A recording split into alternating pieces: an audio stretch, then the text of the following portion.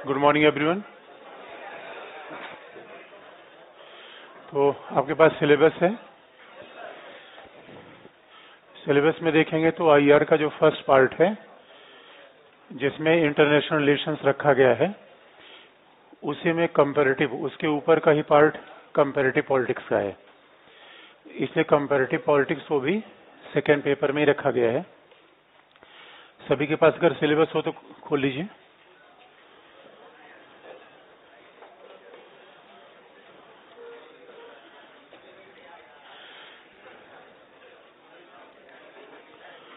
अगर आप सिलेबस को, कंपैरेटिव पॉलिटिक्स से सिलेबस को देखेंगे तो उसमें लिखा हुआ है कि यानी सेकेंड पेपर के कंपैरेटिव पॉलिटिक्स अध्ययन एक प्रकार का सेकेंड पेपर का ही अध्ययन है। और सेकेंड पेपर के फर्स्ट पार्ट में, जो लिखा गया है कि तुलनात्मक राजनीति, प्रकृति और उपागम। उसके बाद लिखा गया है तुलनात्मक राजनीति की सीमाएं। तो प्रकृति उपागम में बड़ी सारी चीजें आ जाती हैं। फिर उसके बाद तुलनात्मक राजनीति की सीमाएं, और उसके बाद फिर चीजें लिखा गया है कि राज्य के सिद्धांत। जो पहला टॉपिक है तुलनात्मक राजनीति की प्रकृति, उसकी उपागम, ये अपने आप में महत्वपूर्ण बन जाता है कंपैरेटिव पॉलिटिक्स के लिए। उसके अलावा जितने भी टॉपिक आप देखेंगे, राज्य के सिद्धांत के लगभग वही मतलब है जो उदारवाद मार्क्सवाद में हम पढ़ चुके हैं। बस उसमें कुछ विचारक नए आ जाते हैं, नाम और कंपैरिजन के साथ बात एकदम वही है। राज्य का सिद्धांत, उसके बाद राजनीतिक दल, दबाव समूह, सामाजिक आंदोलन, सिद्धांत बिल्कुल वही है। बस हम जब दल और दबाव समूह इंडिया के कॉन्टेक्स्ट में पढ़ते हैं तो कंपैरिजन का मतलब है कि सिद्धांत बिल्कुल वही है, इसलिए चीजें रिपीटेड बहुत हैं। लास्ट में फिर दिया गया है पॉलिटिकल पार्टिसिपेशन, राजनीतिक सहभागिता। अब राजनीतिक सहभागिता में दल से लेकर, चुनावों से लेकर, प्रेशर ग्रुप से लेकर सामाजिक आंदोलन, सभी कुछ को पॉलिटिकल पार्टिसिपेशन में शामिल किया जाता है। इसलिए कई बार हम कहते हैं कंपैरेटिव, अगर सारे कोर्स को आप पढ़ लीजिए तो पहला अगर मतलब आपको पता चल जाए कंपैरेटिव पॉलिटिक्स का मतलब क्या है, तो बाकी सब चीजें कहीं न कहीं दोहराव दिखती हैं। तो आपको हम बता दें कंपैरेटिव पॉलिटिक्स का मतलब क्या है।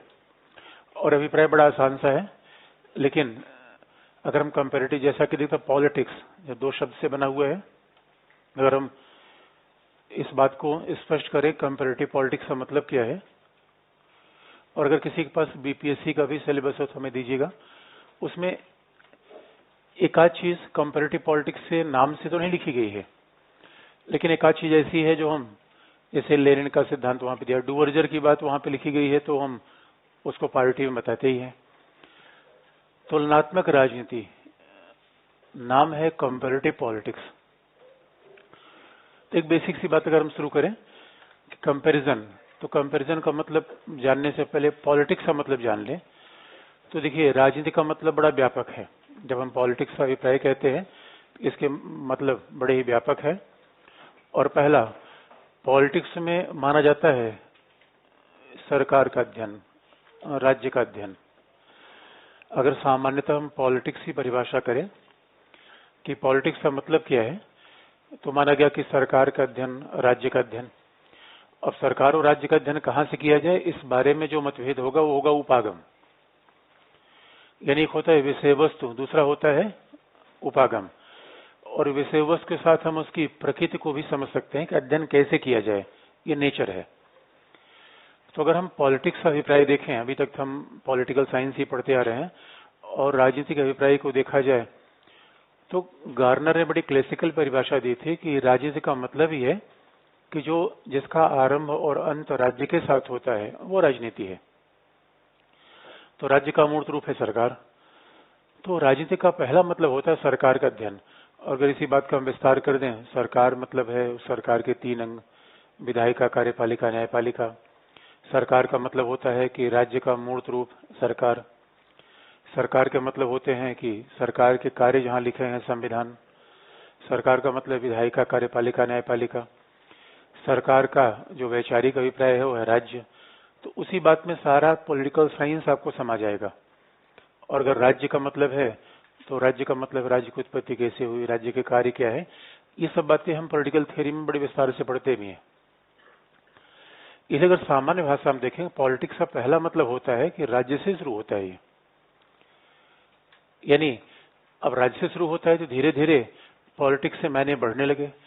फिर जाके द्वितीय विश्व युद्ध के बाद ही महसूस किया गया कि पॉलिटिक्स का मतलब केवल राज्य सरकार के अध्ययन से हम नहीं समझ पाएंगे।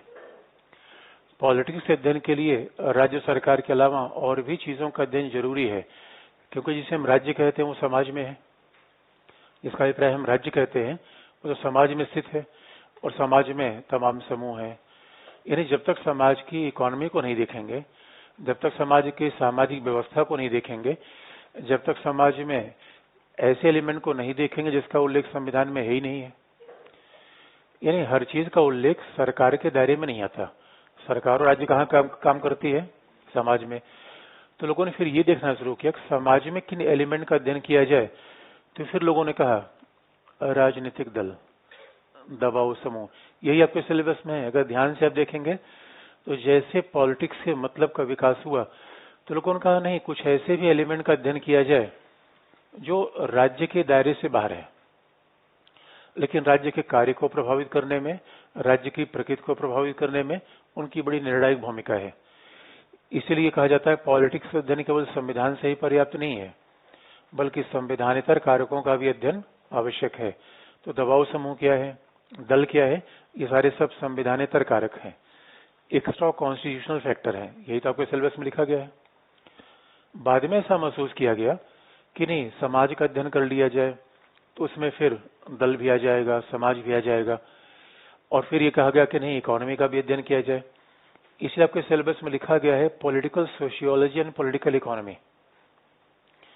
और समाज से हमारा क्या मतलब है, इकोनॉमी से हमारा क्या मतलब है। फिर भी इकोनॉमी का अध्ययन किया गया, फिर भी समाज का अध्ययन किया गया। और समाज इकोनॉमी का अध्ययन क्यों किया गया? क्योंकि स्वाभाविक तौर पर राज्य सरकार समाज और अर्थव्यवस्था के अंतर्गत ही काम करती है। इसलिए अप्रोच आप देखें कैसे, पॉलिटिकल इकोनॉमी, पॉलिटिकल सोशियोलॉजी, ये दो तो लिखे गए हैं। कई अप्रोच लिखे नहीं गए हैं, लेकिन एग्जाम में हमेशा पूछे जाते हैं। इस बार सिस्टम अप्रोच पूछा गया एग्जाम में, सिस्टम अप्रोच सीधा, कमेंट सिस्टम अप्रोच। तो ये बात है कि कंपैरेटिव पॉलिटिक्स का अप्रोच है, सिस्टम भी बात करती है। अब बात राज्य के साथ नहीं, पॉलिटिक्स के अध्ययन का दायरा कैसे आगे बढ़ गया। पहले लोगों ने कहा नहीं, दबाव समूह भी देखा जाए, दल भी देखा जाए, सामाजिक आंदोलन भी देख लेते हैं। फिर इसका विस्तार आगे बढ़ा। फिर आगे चल के ये माना गया कि नहीं, केवल दल नहीं, केवल दबाव समूह नहीं, केवल सरकार नहीं, हम पूरे सिस्टम को देखें, व्यवस्था को देखें। तो अब पॉलिटिकल साइंस में किसका अध्ययन होने लगा? व्यवस्था का। और सरकार और व्यवस्था में फर्क है। व्यवस्था का मतलब है समूचा परिवेश। आपको हम याद दिला दें, व्यवस्था में दबाव समूह, दल, व्यवस्था, ये तो आई जाती है, और एक ही चीज का हम विस्तार करेंगे। यही तुम्हारा पूरा सिलेबस है। लेकिन किसी चीज की शुरुआत करिए, और ये शुरुआत क्यों आवश्यक है? जब किसी चीज की हम भूमिका देते हैं, मान लीजिए कि आपसे सिंपल सी बात पूछी कि सिस्टम अप्रोच पे टिप्पणी लिखिए, तो आपको सीधा सिस्टम पर आने से पहले एक लाइन बताना चाहिए कि पॉलिटिक्स और पॉलिटिकल साइंस का डेवलपमेंट हुआ कैसे, तब तो सिस्टम तक आया वो। तो ये आप समझ अपने आप में बड़ी महत्वपूर्ण होती है, कैसे किसी विषय को हम शुरुआत करते हैं, कैसे किसी विषय को लिखते हैं। तो फिर यहाँ व्यवस्था की बात आई, और जब हम सिस्टम की बात करते हैं, व्यवस्था की बात करते हैं, इसका मतलब है जैसे हम ही लोग एक व्यवस्था में रह रहे हैं, हम आप परिवेश में रह रहे हैं, और परिवेश से बड़े प्रभावित हैं। परिवेश से प्रभावित हुए कि नहीं हुए? परिवेश से प्रभावित हुए या परिवेश को प्रभावित किया? भाई दोनों कई बार चीजें चलती रहती है। तो परिवेश का मतलब है कि मोहल्ले में रहने वाले किसी व्यक्ति से प्रभावित हो गए।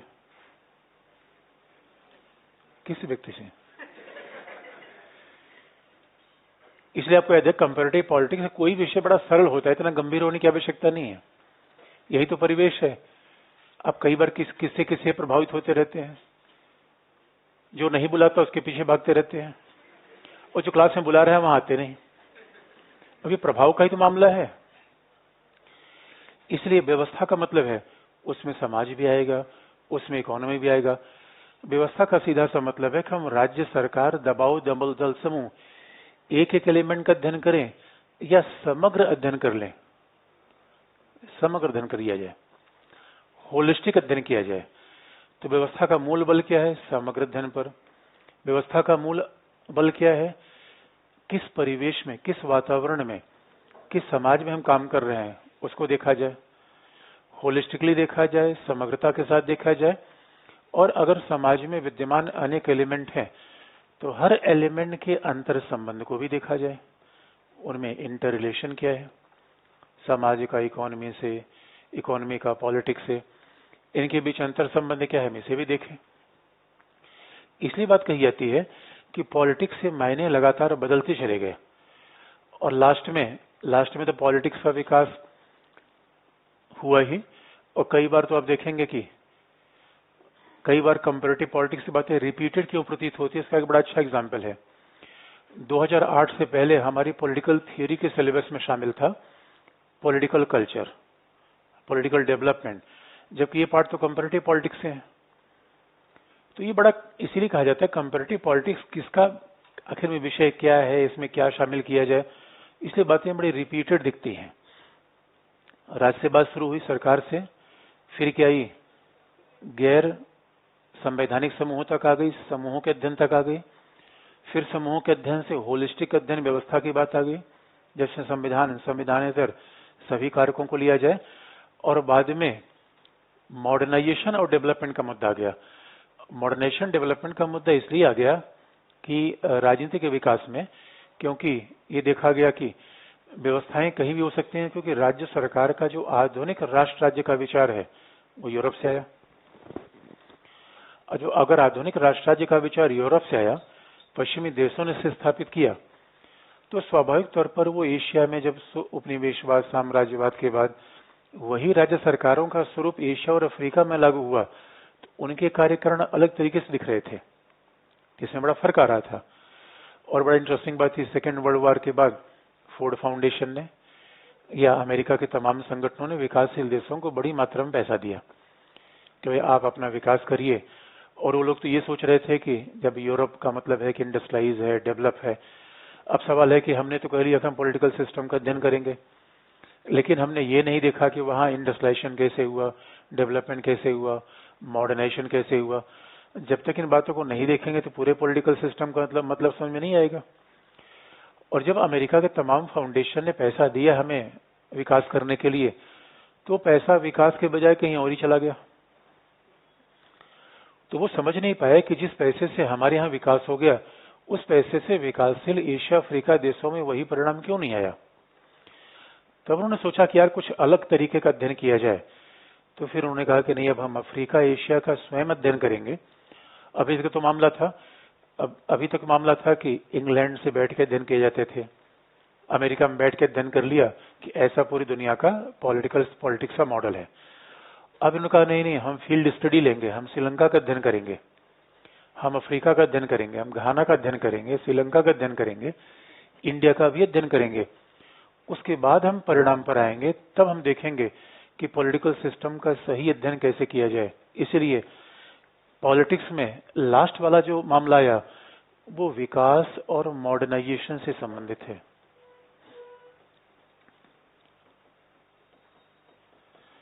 विकास और उसका संबंध हो जाता है मॉडर्नाइजेशन से। पॉलिटिक्स से मतलब अपने आप में बदलते चले गए कि मॉडर्नाइजेशन, और कई बार इसी बात में थोड़ा कंफ्यूजन होता है। अगर हम सोशियोलॉजी पढ़ें तो उसका भी अध्ययन मॉडर्नाइजेशन पे भी है, समाजशास्त्र पढ़ें तो उसका भी अध्ययन विकास पे ही है, लेकिन ऐसा हमारे यहाँ कंपैरेटिव पॉलिटिक्स में होता है। तो पहले हम पॉलिटिक्स का मतलब देखते चले जाएं कि पॉलिटिक्स का मतलब क्या होता है, ये बात समझ में आ गई। और यही हमारा पूरा सिलेबस है। कंपैरेटिव पॉलिटिक्स कुछ सिलेबस में कुछ ये नहीं लिखी गई, फिर भी उसको हम लगातार बताते हैं। जैसे ये लिखा गया है कि प्रकृति और उपागम, उपागम में लिखा गया पॉलिटिकल सोशियोलॉजी, पॉलिटिकल इकोनॉमी, उसमें सिस्टम अप्रोच, संरचनात्मक, प्रकार्यात्मक ये नहीं लिखा है, फिर भी हम उसको बताते हैं क्योंकि अप्रोच में वो बहुत वाइटल है और एग्जाम भी बताता है कि बार बार उससे सवाल पूछे जाते हैं। अब आप देखेंगे अगर पॉलिटिक्स का मतलब ये है, जिसका हम एक एक करके विस्तार करेंगे, तो कंपैरिजन का मतलब देखें, तुलना का मतलब क्या है, तुलना क्यों की जाए ये एक अलग मुद्दा है। कंपैरिजन का सीधा सा मतलब है, और आप याद रखिए आप भी तो बहुत सारे मामलों में कंपैरिजन करते हैं और कई बार कंपैरिजन में मामला गड़बड़ा जाता है। अब पता चला कंपैरिजन रोज रोज कर रहे हैं कि यार पड़ोसी ने जूता कैसा पहन रखा है। भाई हो सकता है कि वो जूता हमारे पैर के लिए अनुकूल ना हो, ये हम नहीं देखते, जूते के चक्कर में पड़े हुए हैं। हम इसी बात में परेशान है, पड़ोसी के पास तो बाइक है, मेरे पास वो भी नहीं है, पड़ोसी के पास कुछ और है, मेरे पास कुछ वो भी नहीं। यही दुनिया है दोस्तों, जिसके पास जूता नहीं हो जूते के लिए परेशान, जिसके पास बाइक नहीं हो बाइक के लिए परेशान, जिसके बाइक है वो पीछे बैठाने वाले के लिए परेशान। तो दुनिया में प्रॉब्लम की कोई जड़ नहीं है, इसलिए दुनिया में सकारात्मक होने की आवश्यकता ज्यादा है। नहीं, कमियां तो आप देखेंगे तो बहुत सारे लोग हर बात में कमियां निकाल देते हैं, इसमें कमी है, उसमें कमी है, और कुछ लोग एकदम मस्त रहते हैं कि जो भी है। तो कहा भी जाता है अगर कंपैरिजन आप करेंगे, ये तो फिलोसफिकल बात है, कंपैरिजन दुख का मूल कारण है। अब बिला वो जब दुखी हो रहे हैं, कोई चलने मुंह दिखा रहा है, अरे आप अच्छे हैं। कई लोग इसलिए दुखी हो रहे हैं।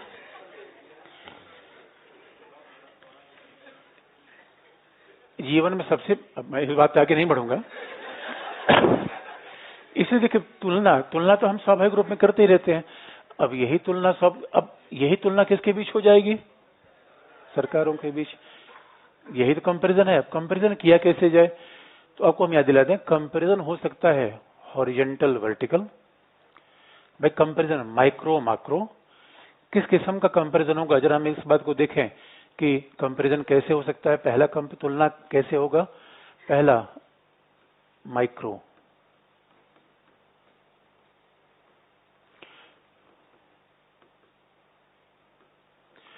अब माइक्रो तुलना का मतलब होता है माइक्रो कंपैरिजन। अब सीधी सी बात है, अगर हम ये समझना चाहते हैं कि अमेरिका की सीनेट, और आज तो जीएस पेपर 2 में कंपैरेटिव पॉलिटिक्स है, फ्रांस के राष्ट्रपति का निर्वाचन भारत के राष्ट्रपति के निर्वाचन से तुलना करिए, ये क्या है? कंपैरिजन है। माइक्रो है या मैक्रो है? माइक्रो। कंपैरिजन का मतलब है कि जब अभी कभी कंपैरिजन हुआ था, मेडिकल साइंस के लोगों ने कंपैरिजन किया था कि दिल्ली में रहने वाले लोगों के हार्ट ज्यादा पोल्यूटेड हैं बजाय कि शिमला में रहने वाले लोगों के। तो शरीर के एक अंग का कंपैरिजन किया, तो उसका क्या होगा? माइक्रो। माइक्रो का मतलब होता है छोटा। जैसे आप कई बार कहते हैं माइक्रो, इस साइंस में तो खूब प्रयोग होता है, माइक्रो, नैनो। तो इसका मतलब है अगर हम अमेरिका की सीनेट और भारत के राज्यसभा की तुलना करें, भारत के राष्ट्रपति के निर्वाचन और अमेरिका के राष्ट्रपति के निर्वाचन की तुलना करें, तो इसे क्या कहलाएगा? Micro comparison. सूक्ष्म तुलना कहलाएगी, माइक्रो कंपैरिजन कहलाएगा।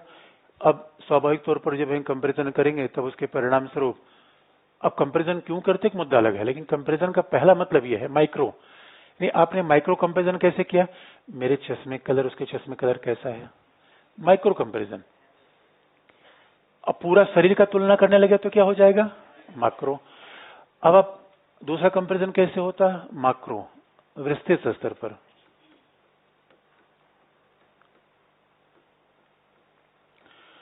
अब मैक्रो कंपैरिजन कैसा होगा?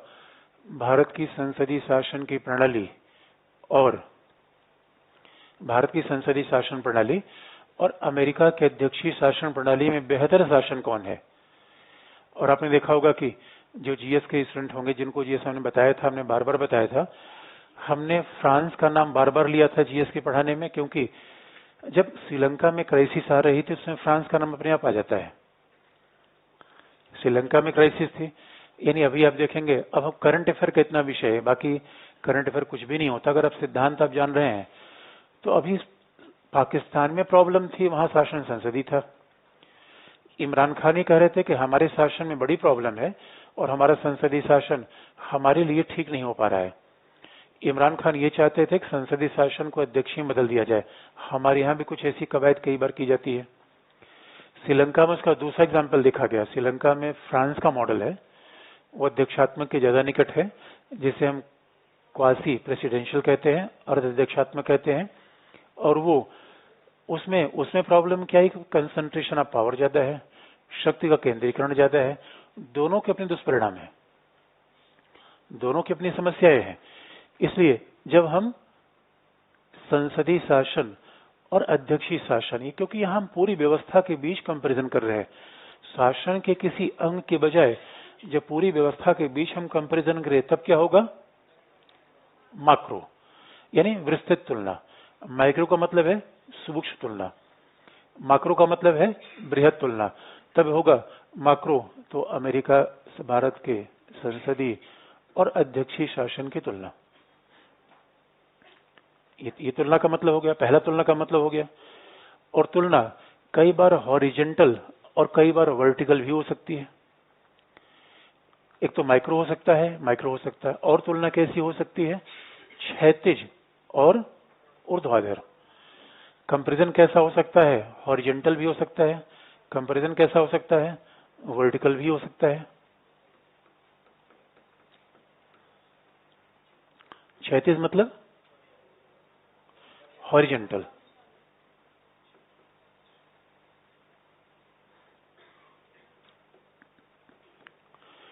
ऊर्ध्वाधर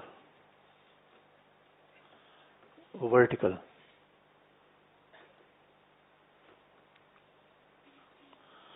ऊर्ध्वाधर या वर्टिकल। तो हकीकत की बात यह है कि हॉरिजेंटल का मतलब है, हॉरिजेंटल का सीधा सा मतलब है कि जब हम हॉरिजेंटल का मतलब जो बिल्कुल बराबर के कंपैरिजन किए जाएं। जब हम भारत की दो दलीय व्यवस्था को, या भारत में दो दलीय व्यवस्था कभी एग्जैक्टली रही नहीं, फिर भी अगर हम कहें कि, या ऐसा एग्जाम्पल ले लें कि ऑस्ट्रेलिया की दो दलीय व्यवस्था को अमेरिका की दो दलीय व्यवस्था से तुलना करें तो क्या होगा? हॉरिजेंटल। दो समानांतर चीजों का अध्ययन कर रहे हैं। जब ये हॉरिजेंटल का मतलब है कि आप हॉरिजेंटली बैठे हुए हैं, तो जो जो समानांतर व्यवस्था का अध्ययन हम करें कि अमेरिका की सीनेट का भारत के राज्यसभा से कंपैरिजन क्या है, ये होगा हॉरिजेंटल। वर्टिकल कब होगा? कि जब हम पूरे संसदीय शासन की तुलना में राज्यसभा की भूमिका देखें तब क्या होगा? वर्टिकल। यानी पूरे समग्र की तुलना में किसी एक छोटे एलिमेंट का अध्ययन करना शुरू करें तभी कंपैरिजन क्या कहलाएगा? वर्टिकल। तो कंपैरिजन हॉरिजेंटल भी हो सकता है, कंपैरिजन वर्टिकल भी हो सकता है, कंपैरिजन हिस्टोरिकल भी हो सकता है। कंपैरिजन कई मॉडल आए गए। पहले तो लोग, बहुत सारे लोग हिस्टोरिकल कंपैरिजन कर लेते थे।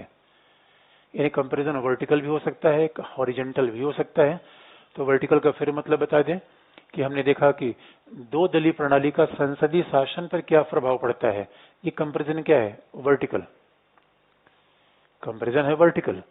चुनाव व्यवहार का, यानी first past the post system रहेगा तो पार्टी सिस्टम कैसी रहेगी, कहीं न कहीं ये चुनाव है वर्टिकल। तो और दूसरी बात है कि हम कई बार कंपैरिजन हिस्टोरिकल भी करते हैं। हिस्टोरिकल का मतलब है कि अतीत में शासन कैसा रहा, कौन से फैक्टर थे, वर्तमान में शासन बदल रहा है तो कौन से फैक्टर उसमें आ गए। इसलिए कई बार हम हिस्टोरिकल भी कंपैरिजन करते हैं कि इंग्लैंड का जैसे लोकतंत्र आगे बढ़ा तो उसमें कौन कौन से ऐसे हिस्टोरिकल फेज आए जिन्होंने इंग्लैंड के लोकतंत्र को प्रभावी आधार दिया।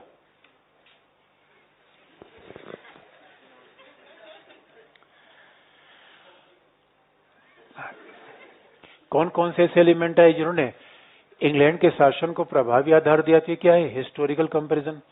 कई बार कंपैरिजन हिस्टोरिकल होता है। गवर्नमेंट ऑफ इंडिया 1935 का भारतीय संविधान पर क्या प्रभाव पड़ा, ये कंपैरिजन क्या है? हिस्टोरिकल। तो तुलना कैसी हो सकती है? माइक्रो भी हो सकती है। तुलना कैसी हो सकती है?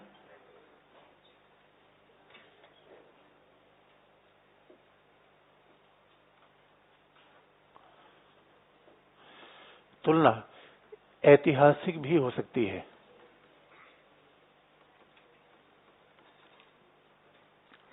जैसे हमने एक एग्जाम्पल दिया, गवर्नमेंट ऑफ इंडिया 1935 का भारतीय संविधान पर,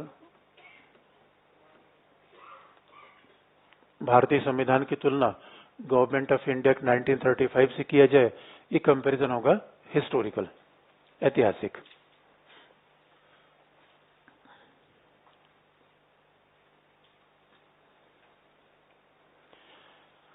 ये तो एक सिंपल सा मतलब है। यही सिंपलेस्ट मतलब है कंपैरेटिव पॉलिटिक्स का मतलब क्या है। बड़ा सिंपल मतलब है। अब हम इसी एक एक चीज का विस्तार करें। अब थोड़ा विश्लेषणात्मक तरीका सोचे।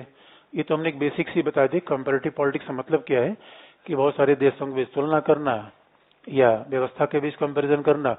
लेकिन विश्लेषण का मुद्दा उठा है, कंपैरेटिव पॉलिटिक्स आई क्यों, महत्व क्या है, अप्रोचेस क्या है, डेवलपमेंट कैसे हुआ।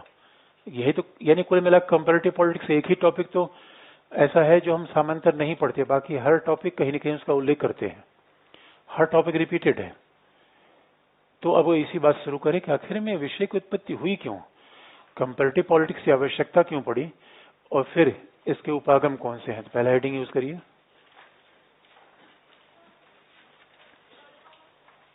थर्ड वाला, ऐतिहासिक तुलना, हॉरिजॉन्टल और वर्टिकल। तो अब आप देखो, हॉरिजॉन्टल वर्टिकल का सीधा सा मतलब है आपके और आपके पेरेंट्स के बीच में कंपैरिजन करूं तो कैसा होगा, वर्टिकल। आपके, मैं देखूं कि इसके पेरेंट्स बहुत सीधे हैं तो लड़की बड़ी सीधी सादी है, इसके पेरेंट्स बहुत अच्छे हैं तो लड़की बहुत अच्छी है, ये क्या होगा, वर्टिकल कंपैरिजन। और मैं तुम्हारे दोस्त से तुम्हारे कंपैरिजन करूं तो क्या होगा, हॉरिजॉन्टल। ये मतलब क्या, ऐतिहासिक तो लिखा है, भारतीय शासन अधिनियम 1935 को भारतीय संविधान से तुलना की जाती है, क्या होगा, हिस्टोरिकल, ऐतिहासिक। अब लिख लीजिए, तुलनात्मक राजनीति की आवश्यकता, पहला हेडिंग है तुलनात्मक राजनीति की आवश्यकता।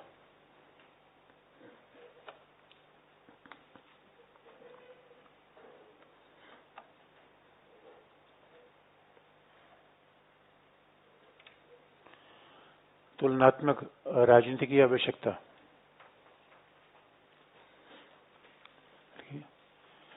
राजनीति विज्ञान,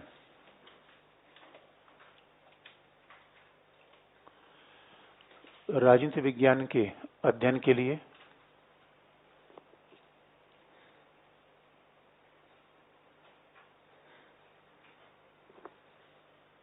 अच्छा, फिर किसी ने पूछा ऊर्ध्वाधर क्या है, तो बात समझ में आ गया, किसने पूछा ऊर्ध्वाधर क्या है, ये बात वर्टिकल, ऊर्ध्वाधर किसने पूछा है। अरे शर्माने की बात थोड़ी है, आप याद रखिए, न जानना बिल्कुल शर्माने की बात नहीं है। कई बार न पूछना ज्यादा प्रॉब्लमेटिक होता है, हमें लगता है कि हमें आता है, और कल तो इसलिए भी कभी नहीं पूछते कि लोग क्या सोचेंगे, सर सोचेंगे ये भी नहीं आता, मैं बहुत खुश होऊंगा। अरे भाई अभी अभी अभी ज्ञान दूर हो जाए तो अच्छा है, क्लास में आ पाए हैं तो इससे अच्छा स्वाभाविक जो जिज्ञासा हो बिल्कुल पूछना चाहिए, वो उसका जवाब देना भी हमारा काम है। ये कभी शर्माइए मत कि हमने ऐसा सवाल पूछा, किसने पूछा, आपने पूछा। तो सीधी सी बात है, आपका और फैन के बीच का संबंध क्या है, ऊर्ध्वाधर है।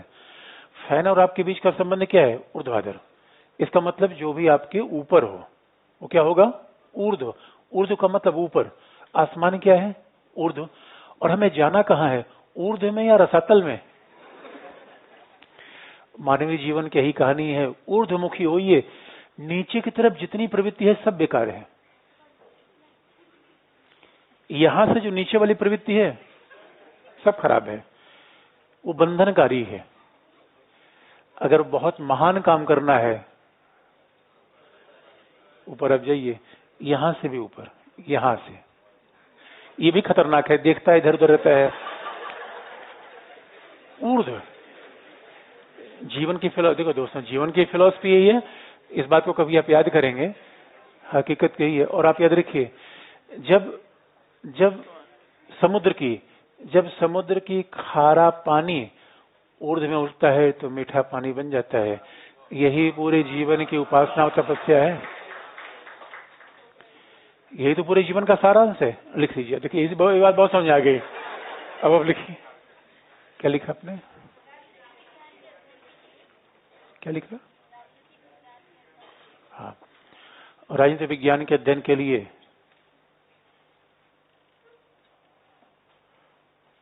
परंपरागत उपागमों का प्रयोग किया गया।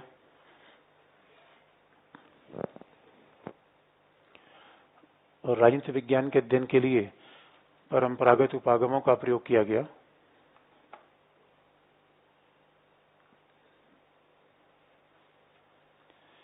जिसमें ऐतिहासिक दार्शनिक उपागम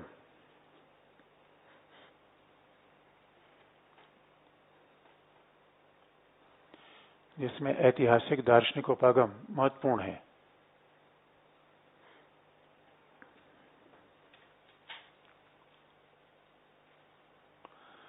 ऐतिहासिक दार्शनिक उपागम महत्वपूर्ण है, जिसे सामान्यतः मानकी, मूल्यात्मक या नैतिक उपागम भी कहा जाता है।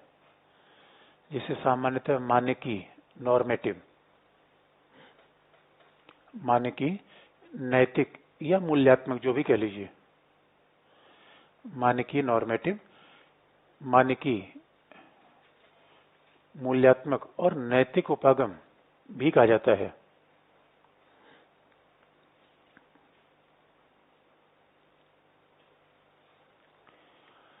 मूल्यात्मक, मानकी और नैतिक उपागम भी कहा जाता है।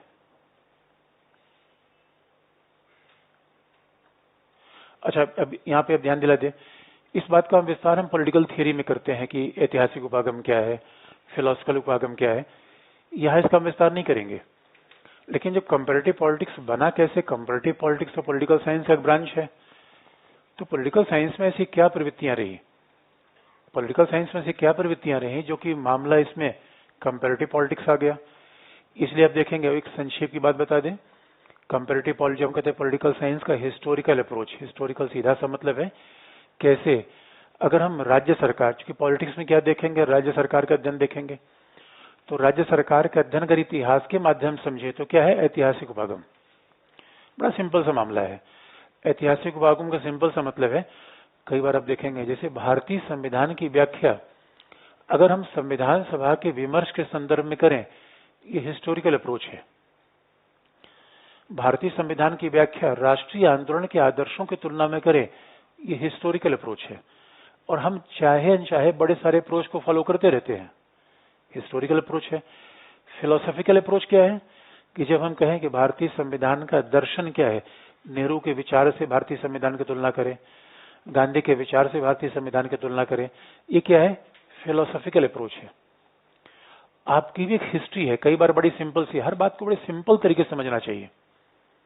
मैं बार बार कहता हूं, शब्दों पर समझ, यही तो सब अपने आप में विषय की समझ है।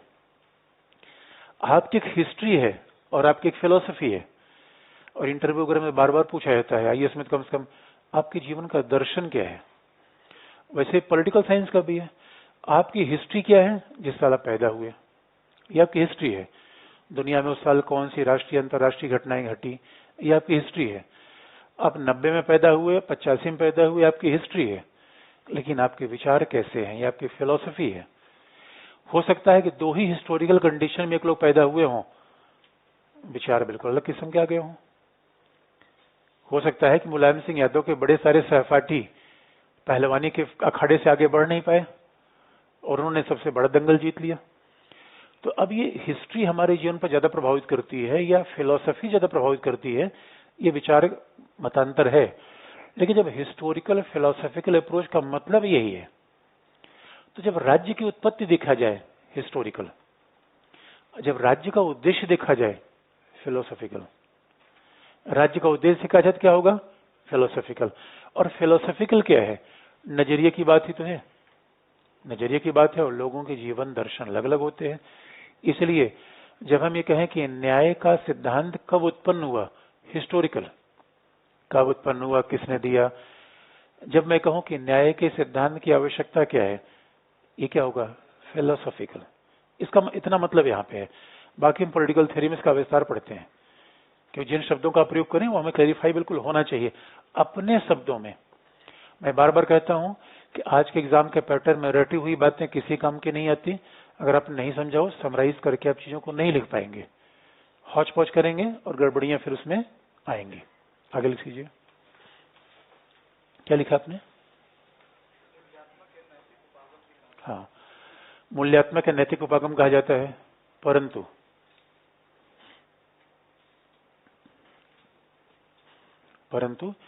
इस उपागम के साथ एक अंतर्निहित कठिनाई विद्यमान है।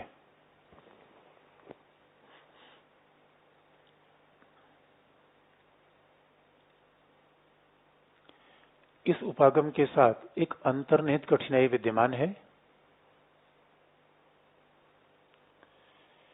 क्योंकि इसके माध्यम से इस उपागम के साथ एक अंतर्निहित कठिनाई विद्यमान है, क्योंकि इसके माध्यम से समाज की समकालीन समस्याओं का समाधान नहीं हो पाता।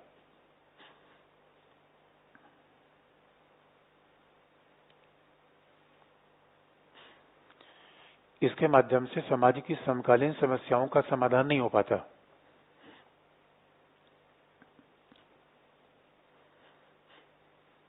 अब आप देखिए समस्या कहां पर आती है। इसका मतलब क्या था जो हमने लिखवाया कि ठीक है हिस्टोरिकल अप्रोच, ठीक है मैं पॉलिटिकल साइंस का स्टूडेंट हूं, मेरा बड़ा ध्यान किस बात पे लगा हुआ, भारतीय संविधान और राष्ट्रीय आंदोलन के बीच मैं रिसर्च कर रहा हूं। कई स्टूडेंट मुझसे मिलते हैं रिसर्च वाले, तो प्रपोजल लेके कभी, तो कई स्टूडेंट मिले, हमने कहा कि रिसर्च का टॉपिक क्या है, उन्होंने कहा गांधी। तो अब सवाल है फिलोसफिकल अप्रोच से ठीक है, गांधी का दर्शन क्या है, स्वराज्य क्या है, सब ठीक चीज है। सवाल यह है कि पॉलिटिकल साइंटिस्ट होने के नाते मुझे ये जवाब चाहिए कि नागा समस्या को शांतिपूर्ण तरीके से हल कैसे किया जाए, इसका उपाय बताइए। पॉलिटिकल साइंटिस्ट होने के नाते इसका उपाय बता दीजिए कि भारत चीन समस्या के समाधान का कोई आपके पास फार्मूला है। मैं फिलोसफी हिस्ट्री की बात किए जा रहा हूं। मेरे रिसर्च का टॉपिक क्या है, गवर्नमेंट ऑफ इंडिया 1935 का भारतीय संविधान के साथ क्या संबंध है। अतीत की खुदाई करने क्या मतलब है ये सब। और यही पॉलिटिकल साइंस काम है, तो हिस्ट्री वालों के लिए हम क्या छोड़ेंगे। हिस्ट्री वाले पहले से उसमें इन्वॉल्व है। इसलिए हमें वर्तमान समस्याओं का समाधान चाहिए। मुझे नेहरू का विचार नहीं चाहिए, मुझे चाहिए कि भाई राजनीति के अपराधीकरण का समाधान लेकर आइए। वर्तमान समस्या तो है, नेहरू के समय समस्या थी ही नहीं। हमें तो समस्या है, हमें संविधान, आप कह रहे हो कि मेरा फिलोसफिकल अप्रोच है, यही परंपरागत अप्रोच की खामियां आई। तो पॉलिटिकल साइंस का अध्ययन होना शुरू हुआ, हिस्टोरिकल अप्रोच लाया गया, फिलोसफिकल अप्रोच लाया गया। भाई हमें तो चाहिए कि ये बताइए दल बदल की समस्या से डेमोक्रेसी को निजात कैसे दिलाई जा सके, हमें इसका कोई समाधान बताइए। ये इनके पास ही नहीं है। इसलिए इसे हमने पहले भी पॉलिटिकल थियरी में इस बात को हम डिस्कस करते हैं। अब आपको हम बता दें, कोई विषय हम पढ़ते हैं एग्जाम पास करवाने के लिए नहीं है। अब एग्जाम पास करिए तो एक बहाना है। इसलिए आप देखेंगे कोई भी बड़ा देश, विकसित देश रिसर्च पर बहुत पैसा खर्च करता है, मेडिकल साइंस में, फिजिक्स में। तो पॉलिटिकल साइंस विश्वविद्यालय में क्यों पढ़ाया जा रहा है, क्योंकि हम समाज के डॉक्टर हैं। जैसे मेडिकल साइंस वाला आदमी शरीर का डॉक्टर है, शरीर का डॉक्टर होना ज्यादा महत्वपूर्ण है समाज का डॉक्टर। भाई शरीर समाज में तो रहेगा। इसलिए कई बार हम मानविकी विषयों का अवमूल्यन करते हैं, ऐसा होना नहीं चाहिए। लेकिन सवाल ये है कि जब हम ही खुद ऐसा उसका अवमूल्यन करेंगे। अच्छा, मेडिकल साइंस वाले क्या देखे, उनके पास हर समकालीन समस्या का समाधान है। कोविड-19 आया, वैक्सीन लेकर आ गए। इसलिए आप देखेंगे इंजीनियर का महत्व क्यों ज्यादा है, पॉल्यूशन बढ़ना शुरू हुआ, ई व्हीकल लेकर आ गए। उनके पास हर वैज्ञानिक तकनीकी समस्या का इंस्टेंट समाधान है। इसलिए इन विषयों का भौतिक वैल्यू ज्यादा है। और पता चला हम क्या कर रहे हैं, गड़ा हुआ मुर्दा उखाड़ रहे हैं कि औरंगजेब कैसे, औरंगजेब की नहीं, अरे औरंगजेब कैसी तैसी गया औरंगजेब, बेकार की बात है। औरंगजेब के पीछे पड़े हैं। हम मंदिर मस्जिद उगाड़ रहे हैं। अरे वर्तमान समाज की समस्या बताओ, कैसे बेरोजगारी दूर किया जाए, कैसे समस्या नक्सलवाद कैसे हल किया जाए, कैसे माओवाद हल किया जाए। पॉलिटिकल साइंटिस्ट होने के नाते जवाब तो हमें इसका देना चाहिए। और अगर हमारे पास इसका जवाब नहीं है तो विषय क्यों पढ़ाएं हम।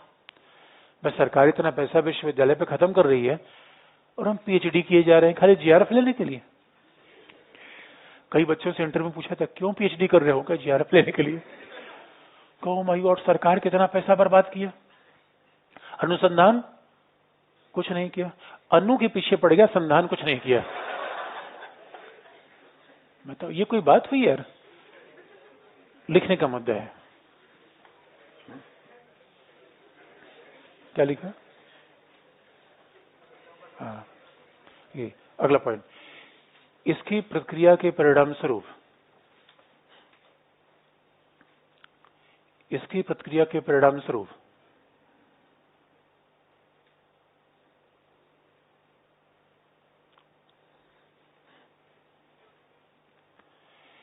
इसकी प्रक्रिया के परिणाम स्वरूप राजनीति विज्ञान को भौतिकी और प्राकृतिक विज्ञानों की भांति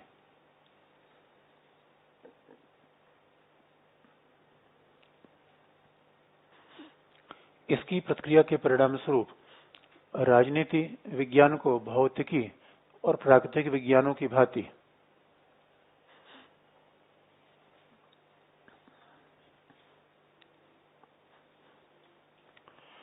राजनीति विज्ञान को भौतिकी और प्राकृतिक विज्ञानों की भांति वस्तुनिष्ठ और वैज्ञानिक बनाने की मुहिम शुरू हुई।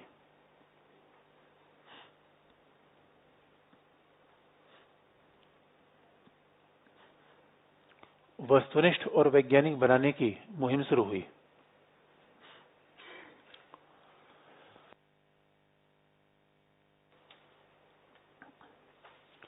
वस्तुनिष्ठ और वैज्ञानिक बनाने की मुहिम शुरू हुई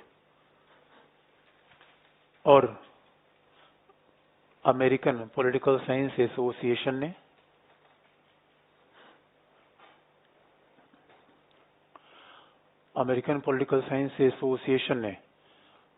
मतदान व्यवहार, American political science association bracket में शिकागो स्कूल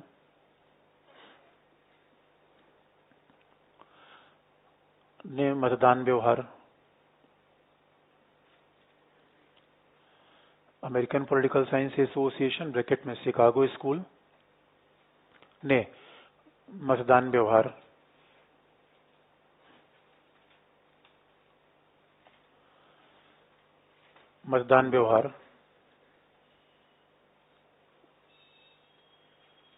जनमत ओपिनियन पोल,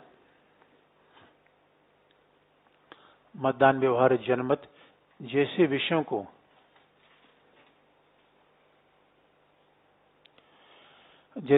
को अध्ययन की मूल विषय वस्तु बनाया।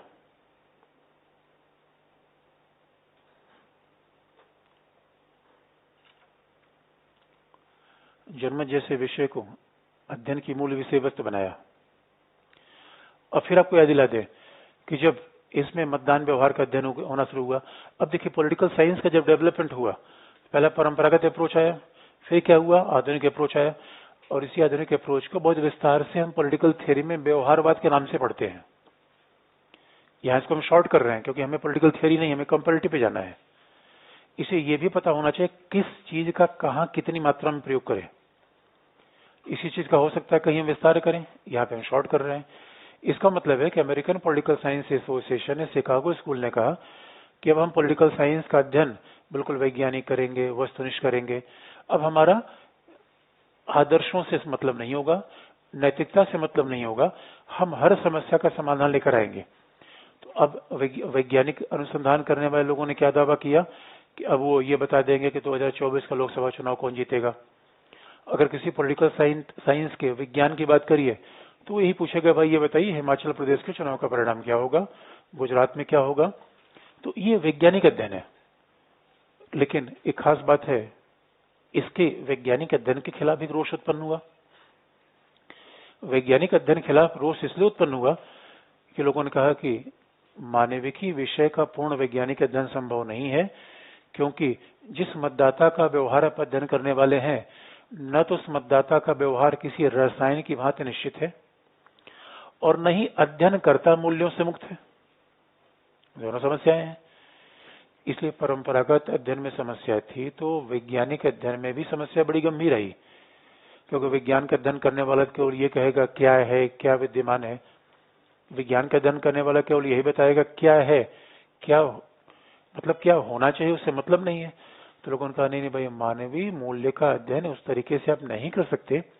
देखिए जीव वैज्ञानिक के साथ आसानी क्या है, वो टैडपोल को लाएगा और लैब में कंट्रोल्ड कंडीशन में उसका अध्ययन कर लेगा। मानव व्यवहार कैसे कंट्रोल कंडीशन में रखे, हमसे कुछ कह रहा है, जाके बाहर कुछ कह रहा है। हमारे कई स्टूडेंट हैं, हमारे सामने मिलेंगे, सर मतलब हमारे स्टूडेंट हमारे बारे में कुछ ऐसा नहीं बोलते। मतलब एक एग्जांपल मैंने कहा कि हमसे एक कहेगा केवल जो आपने बता दिया उसके अलावा कुछ पढ़ा नहीं है। पता चला बाहर जाके भी पढ़ रहा है, वो भी पढ़ रहा है, वो भी पढ़ रहा है। अभी मानव व्यवहार में कैसे वैज्ञानिक अध्ययन कर लूं? और दूसरी बात है, जो अध्ययन कर रहा है उसका भी अपने आप में अप्रोच बदला हुआ है, क्योंकि इसका अप्रोच कैसा है? अब हमें लगता है कि हमें किसी विशेष पार्टी को जितवाना है, तो मैंने पूछा ये बताओ किसको वोट दिया? इस पार्टी का। मैं बेकार की बात करता है, इसको वोट क्यों दिया? हमने टिक कर लिया किसी और को। इसलिए ओपिनियन पोल, एग्जिट पोल गलत आते हैं। इसलिए न तो परंपरागत अध्ययन की सच्चाई आ पाई और न ही आधुनिक अध्ययन की। इसलिए हमें विकल्पों की आवश्यकता पड़ी। विकल्पों की आवश्यकता कैसे पड़ी? इसी कॉन्टेक्स्ट में कंपैरेटिव पॉलिटिक्स का विकास हुआ। कैसे हुआ? तो अब देखिए, दोनों अध्ययन खत्म हो गए और इसी 2 लाइन का, जो हमने यहाँ 2-4 लाइन लिखवा है, उसी को पॉलिटिकल थियोरी में हम 4 पेज में बताते हैं। लेकिन वहां इसकी आवश्यकता नहीं है। यहीं से बात शुरू हो गई। क्या लिखा आपने? हाँ, विषयों का।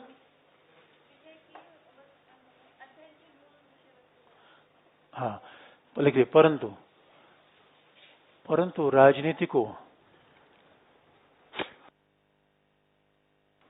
राजनीति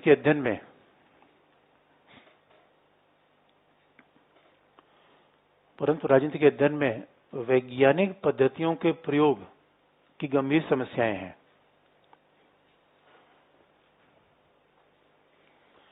परंतु राजनीति के अध्ययन में वैज्ञानिक पद्धतियों के अध्ययन की गंभीर समस्याएं हैं।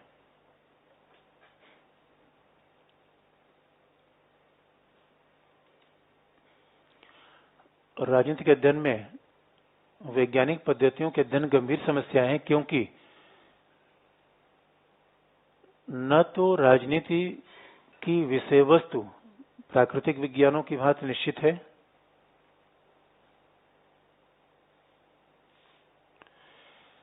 न तो राजनीति की विषय वस्तु प्राकृतिक विज्ञानों की भांति निश्चित है,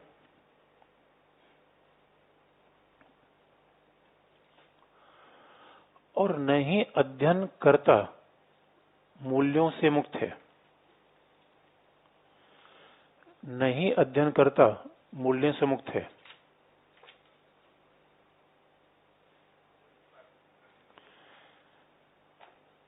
क्या लिखा आपने? प्राकृतिक विज्ञान, प्राकृतिक विज्ञानों की भांति निश्चित नहीं है। राजनीतिक विज्ञान की विषय वस्तु प्राकृतिक विज्ञानों की भांति निश्चित नहीं है, और न ही अनुसंधानकर्ता मूल्यों से मुक्त है।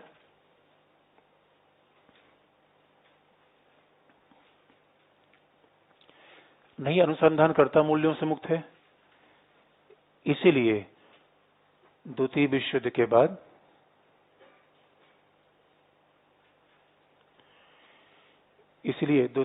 के बाद तुलनात्मक राजनीति की आवश्यकता पड़ी। इसलिए द्वितीय विश्व युद्ध के बाद तुलनात्मक राजनीति की आवश्यकता पड़ी।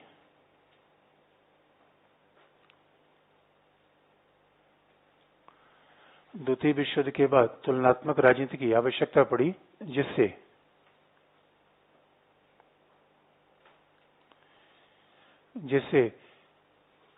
सरकारों के बीच तुलना के माध्यम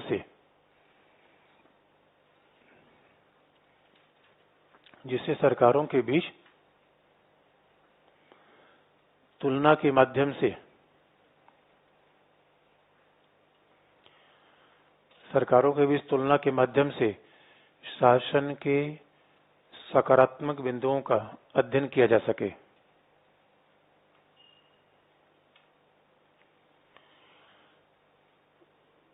सरकारों की तुलना के द्वारा शासन के सकारात्मक बिंदुओं का अध्ययन किया जा सके।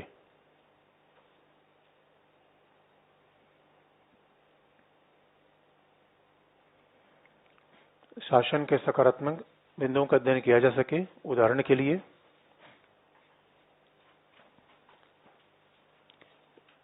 लिए भारतीय संसदीय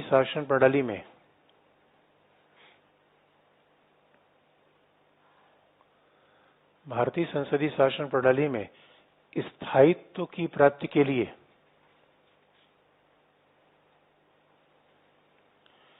भारतीय संसदीय शासन प्रणाली में स्थायित्व की प्राप्ति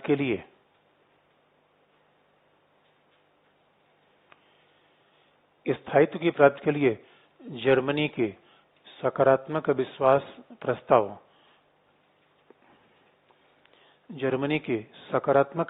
प्रस्तावों के प्रयोग की अनुशंसा की गई है।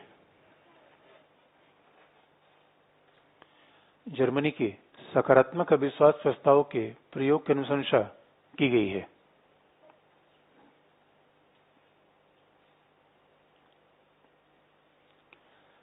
जर्मनी के सकारात्मक अविश्वास प्रस्ताव के प्रयोग की अनुशंसा की गई है। तो कंपैरेटिव पॉलिटिक्स उद्भव हुआ कैसे? मूल डिसिप्लिन के रूप में। वैसे कंपैरेटिव पॉलिटिक्स किताबें तो लिखी गई फर्स्ट वर्ल्ड वॉर के बाद ही। अब देखेंगे तुलनात्मक राजनीति का उद्भव कैसे हुआ। अभी ये मुद्दा हम नहीं देख रहे हैं। यानी तुलनात्मक राजनीति की आवश्यकता क्यों पड़ी? उद्भव कैसे हो का मुद्दा अलग है। तुलनात्मक राजनीति की आवश्यकता क्यों पड़ी? क्योंकि पॉलिटिकल साइंस में जो भी परंपरागत तरीके हमने अपना रखे थे वो बहुत सारी विषयों का जवाब देने में सक्षम नहीं हो पा रहे थे। तो अब हमने फिर नया तरीका अपना लिया कंपैरिजन का। आगे लिख लीजिए।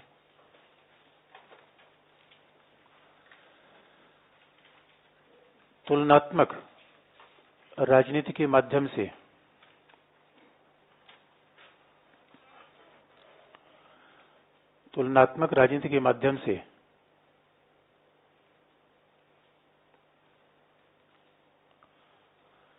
तुलनात्मक राजनीति के माध्यम से विभिन्न प्रकार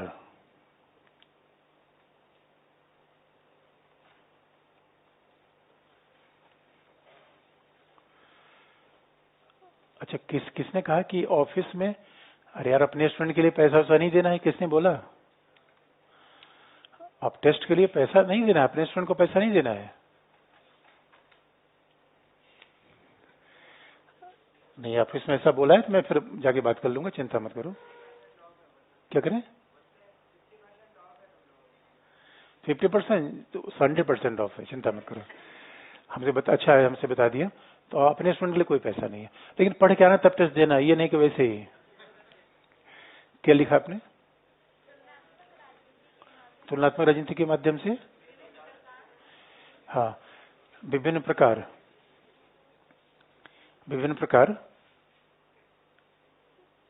की व्यवस्थाओं में अच्छे विकल्पों की तलाश की गई। तुलनात्मक राजनीति के माध्यम से विभिन्न प्रकार की व्यवस्थाओं में अच्छे विकल्पों की तलाश की गई।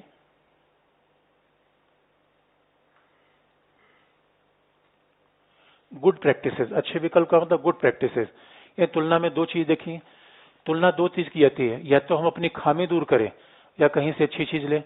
इसे कंपैरेटिव पॉलिटिक्स का मतलब पूरा नया ही एरिया आ गया कि अब आप तुलना करिए, कहां से अच्छे प्रैक्टिस आएंगे उसको ले लीजिए, कहां से अपनी बुराई को रिमूव कर सकते हो उसको ले लीजिए, और इसी के आधार पर एक वैज्ञानिक निष्कर्ष निकाला जा सकता है।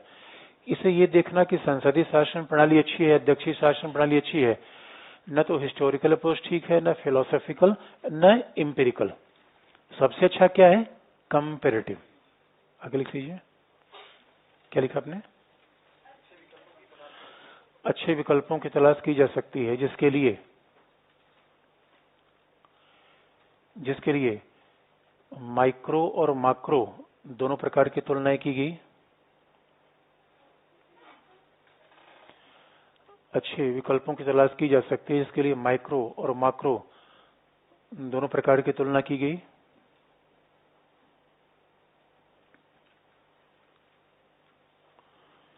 माइक्रो और माक्रो दोनों प्रकार की तुलना की गई तथा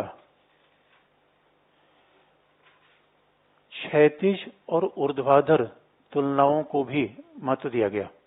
जो भी मैं आपको बताया, क्षैतिज और ऊर्ध्वाधर तुलनाओं को भी महत्व दिया गया।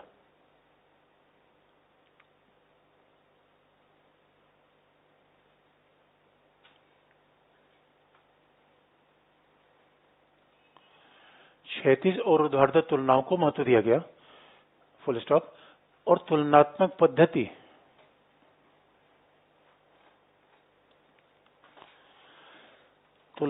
पद्धति परंपरागत और अनुभविक दोनों पद्धतियों से बेहतर मानी गई। तुलनात्मक पद्धति परंपरागत और आरंभिक दोनों पद्धतियों से बेहतर मानी गई।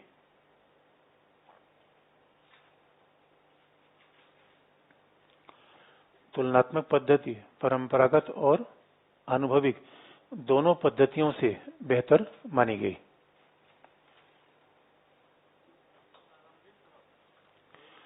तुलनात्मक पद्धति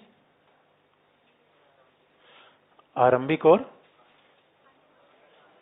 परंपरागत और अनुभविक। अनुभविक है, एम्पिरिकल है, आरंभिक नहीं है। अनुभविक वैज्ञानिक कह लीजिए, अनुभविक कह लीजिए, एम्पिरिकल कह लीजिए, वस्तुनिष्ठ कह लीजिए, एक ही बात है। एम्पिरिकल का मतलब जो दिखे। परंपरागत और अनुभविक दोनों पद्धतियों से बेहतर मानी गई। और द्वितीय विश्व युद्ध के बाद एशियाई अफ्रीकी राज्य उपनिवेशवाद से मुक्त हुए। द्वितीय विश्व युद्ध के बाद एशियाई अफ्रीकी राज्य उपनिवेशवाद से मुक्त हुए।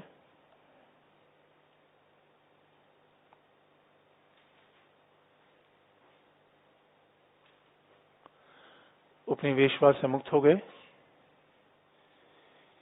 जिसके परिणाम स्वरूप तुलनात्मक पद्धतियां ज्यादा प्रभावी प्रतीत हुई। जिसके परिणाम स्वरूप तुलनात्मक पद्धतियां ज्यादा प्रभावी प्रतीत हुई।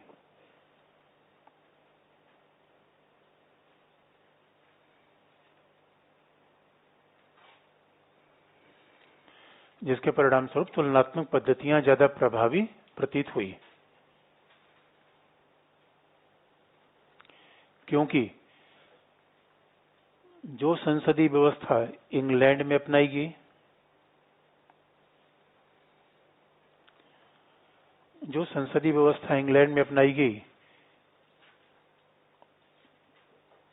वही संसदीय शासन प्रणाली का प्रयोग भारत में भी हुआ।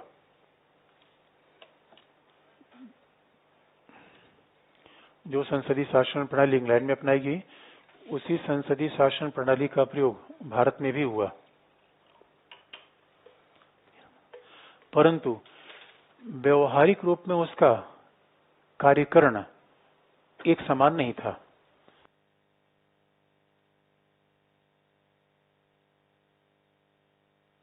परंतु व्यवहारिक रूप में उसका कार्यकरण एक समान नहीं था।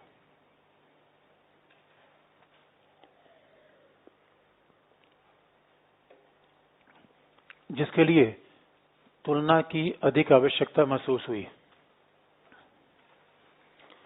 जिसके लिए तुलना की उपयोगिता ज्यादा प्रतीत होने लगी।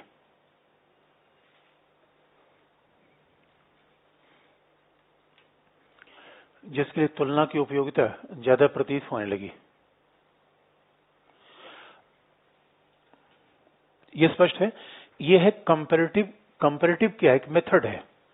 पॉलिटिक्स विषय वस्तु है, और इसलिए आप याद रखें, कई बार कंपैरेटिव पॉलिटिक्स का जो विषय वस्तु है बाकी सबसे थियरी से, आईजीपी से, आईआर जाके मिल जाता है। जब कई बार मैंने कहा था कि इसको यूट्यूब से आप जाके पढ़ लीजिएगा, तो आपने सोचा था कि नहीं, मतलब ऐसे हकीकत की बात यही है कि सारी विषय वस्तु का कंपैरेटिव एक मेथड है। और कंपैरेटिव एक वैसा मेथड है जैसे फिलोसॉफिकल मेथड आया, जैसे हिस्टोरिकल मेथड आया, जैसे एम्पिरिकल मेथड आया, वैसे कौन सा मेथड आया? कंपैरेटिव।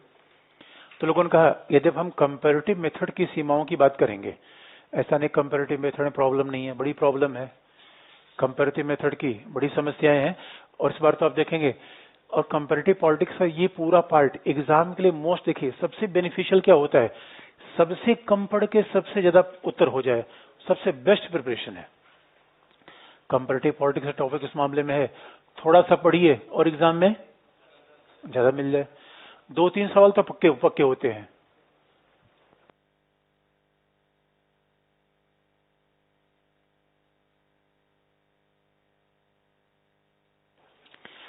तो इसलिए कहा जाता है कि कई बार हम मेथड अलग अलग यूज करते हैं, उसकी खामियां भी है। और देखिए यही उपयोगितावाद, हमारे यहाँ बेंथम एक फिलोसफर थे, वो कहा करते उपयोगी पढ़िए, अगर परिणाम मिल जाए तो उपयोगी। मिठाई खाए और तीती निकल जाए, अनुपयोगी। चलने लेकर खड़े हुए कोई 2-4 चाटा दे दिया, अनुपयोगी। अब यही बात है, उपयोगी अनुपयोगी, जिससे फायदा मिले उपयोगी। भाई मास्क लगा रखा है लोगों ने, उपयोगी है तभी तो, कुछ बचा रहा है, उपयोगी है। अच्छा, अब ये आवश्यकता क्यों पड़ी? अगला हेडिंग, तुलनात्मक राजनीति का विकास कैसे हुआ, अगला हेडिंग है।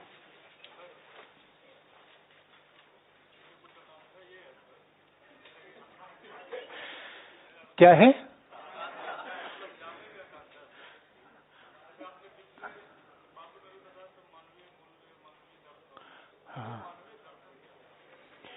मानवीय, अब दर्शन, अब दर्शन क्या है? एक न्यायाधीश कह रहा है हिजाब ठीक है, एक न्यायाधीश कह रहा है हिजाब ठीक नहीं है, यही दर्शन है। किसका सुबह सुबह दर्शन करते हो? भगवान का। तो आपकी फिलॉसफी है, आप सुबह से भगवान का दर्शन करते हो, कई कई लोग और किसी का दर्शन करते हैं।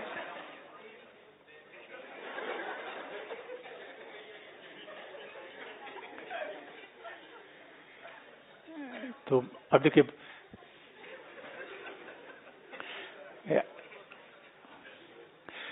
ये सारे शरारती बच्चे आगे बैठे हुए हैं, पीछे देखो इतने पीछे सबसे होशियार।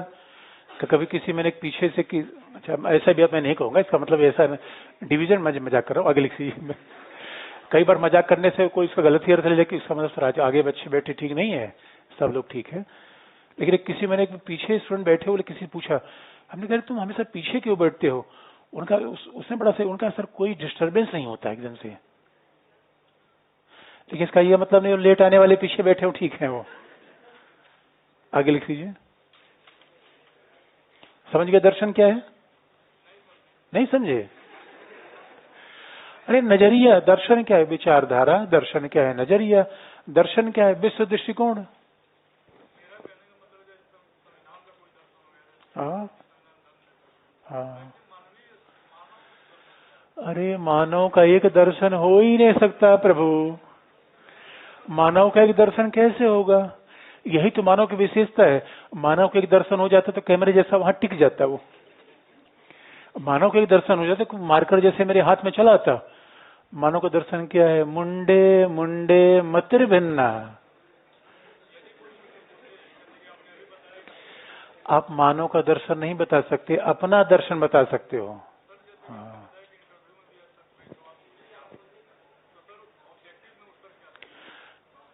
दर्शन का उत्तर ऑब्जेक्टिव में कैसे हो सकता है भाई? अच्छा, आपका दर्शन क्या हो तो आप ही बता सकते हो ना, मैं कैसे बता सकता हूँ?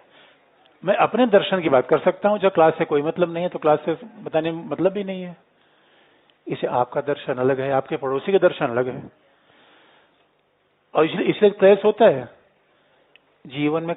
अरे भाई, दो लोग एक ही छत के नीचे हो रह रहे हैं, नजरिए अलग अलग हैं। कई बार संभव है कि शारीरिक निकटता हो, वैचारिक निकटता। कई बार यह भी संभव है वैचारिक निकटता बहुत ज्यादा हो, शारीरिक निकटता। इसलिए प्रेम हमेशा मानसिक होता है, शारीरिक नहीं होता। जी, आप इसलिए फिलॉसफी क्या है? फिलॉसफी यह है जिसको चाहो उससे कुछ न चाहो, ये फिलॉसफी है। और हम उल्ट उसका उल्टा करते हैं कि ये मेरा नहीं तो किसी का नहीं, बेकार की बात है। ये तो प्रेम नहीं है। अब विषयांतर मत करो। चलो, क्या लिखा आपने? क्या लिखा? हाँ, तुलनात्मक राजनीति का विकास, पहला पॉइंट। क्या लिखा आपने? विषय वस्तु का मतलब ये विषय वस्तु है, ठीक बात है। ये विषय। क्या लिखा आपने? हाँ देखिए, तुलनात्मक राजनीति, हाँ विकास, ये पहला। तुलनात्मक राजनीति के विकास में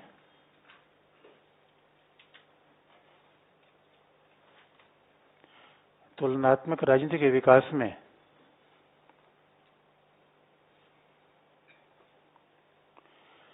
पहला चरण तुलनात्मक सरकार का अध्ययन करना है।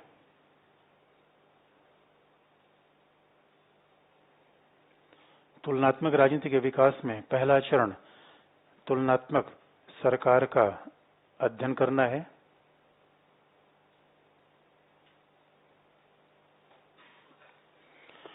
देखिए, अब यही बात ध्यान रखने की है, तुलनात्मक राजनीति का विकास कैसे पहले हुआ? तुलनात्मक सरकार, तुलनात्मक सरकार। तो पहले तुलनात्मक पॉलिटिक्स नहीं है, पहले क्या है? Comparative government. भाई जैसे जैसे पॉलिटिक्स का मत बदलता जाएगा वैसे कंपैरेटिव पॉलिटिक्स हमारे बदलते जाएंगे। इसलिए कैसे इस बात को प्रूव करें? आगे लिख लीजिए, क्या लिखा आपने? हाँ, और ब्राइस ने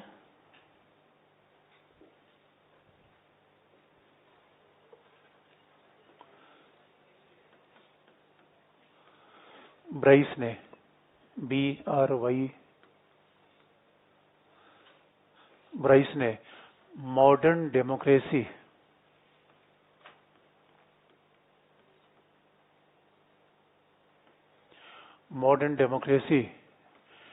नामक किताब लिखी।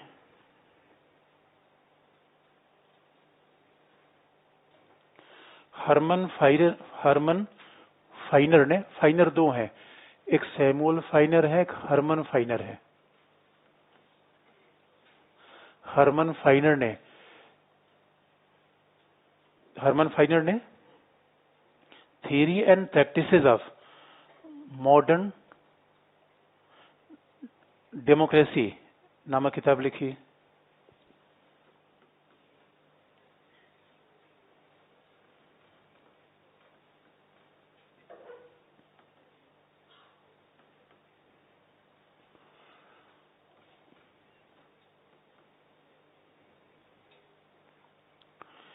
Theory and practices of modern democracy नामक किताब लिखी।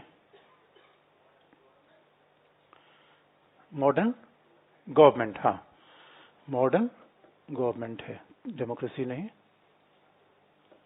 मॉडर्न गवर्नमेंट है।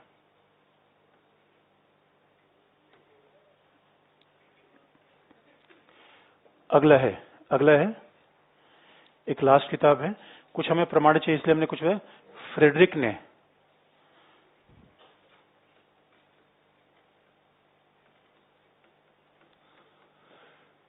फ्रेडरिक ने कॉन्स्टिट्यूशनल गवर्नमेंट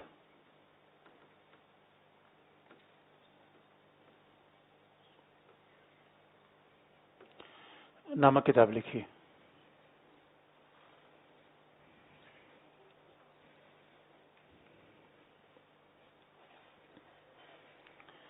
को कॉन्स्टिट्यूशनल गवर्नमेंट नामक किताब लिखी।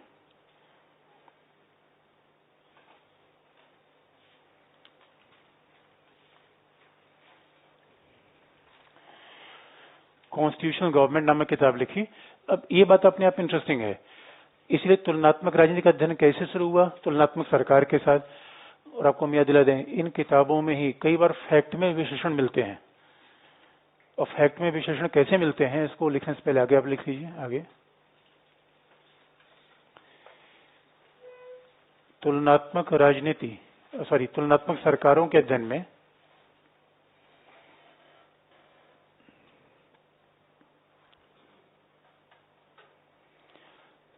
सरकारों के अध्ययन में उदारवादी लोकतांत्रिक सरकारों के अध्ययन पर बल दिया गया।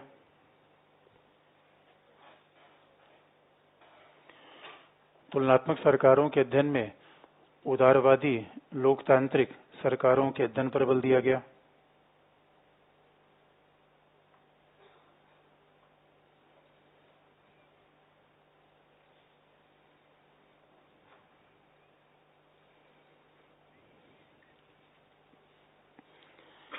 उदारवादी लोकतांत्रिक सरकारों के अध्ययन पर बल दिया गया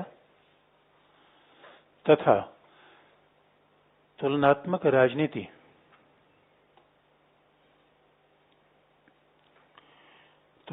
राजनीति के अंतर्गत संसदीय शासन की तुलना अध्यक्षीय शासन से की गई।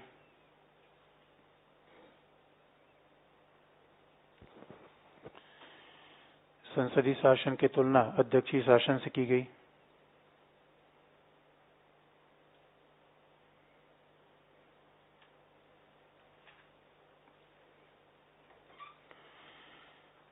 संसदीय शासन की तुलना अध्यक्षीय शासन से की गई तथा संघात्मक शासन को एकात्मक शासन के साथ तुलना करने का प्रयास किया गया।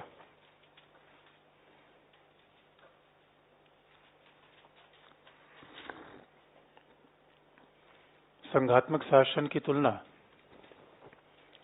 एकात्मक शासन के साथ करने का प्रयास किया गया।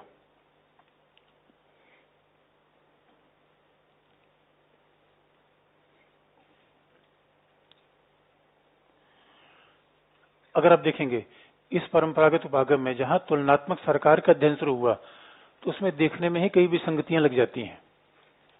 पहली नजर में ही विसंगतियां लग जाती है, क्योंकि ये जो लोग अपने विचार लिख रहे थे 1915 से 20 से 30 के तक, लगभग सेकेंड वर्ल्ड वार और फर्स्ट वर्ल्ड वार के पहले अपनी जो किताबें लोग लिख रहे थे उसमें कंपैरेटिव गवर्नमेंट बात ध्यान में देने की है।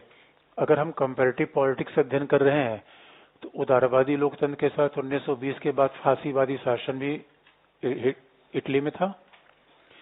1917 में ही कम्युनिस्ट गवर्नमेंट आ गई थी रसिया में। ये बड़ी ध्यान देने की बात है।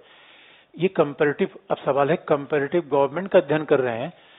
अब इसलिए जब कहा जाता है कि किसी विषय के अध्ययन का रेंज और परास, जैसे आप तुलनात्मक राजनीति की शुरुआत करेंगे उसी के साथ अप्रोच भी जुड़ जाता है। यही तो परंपरागत अप्रोच है।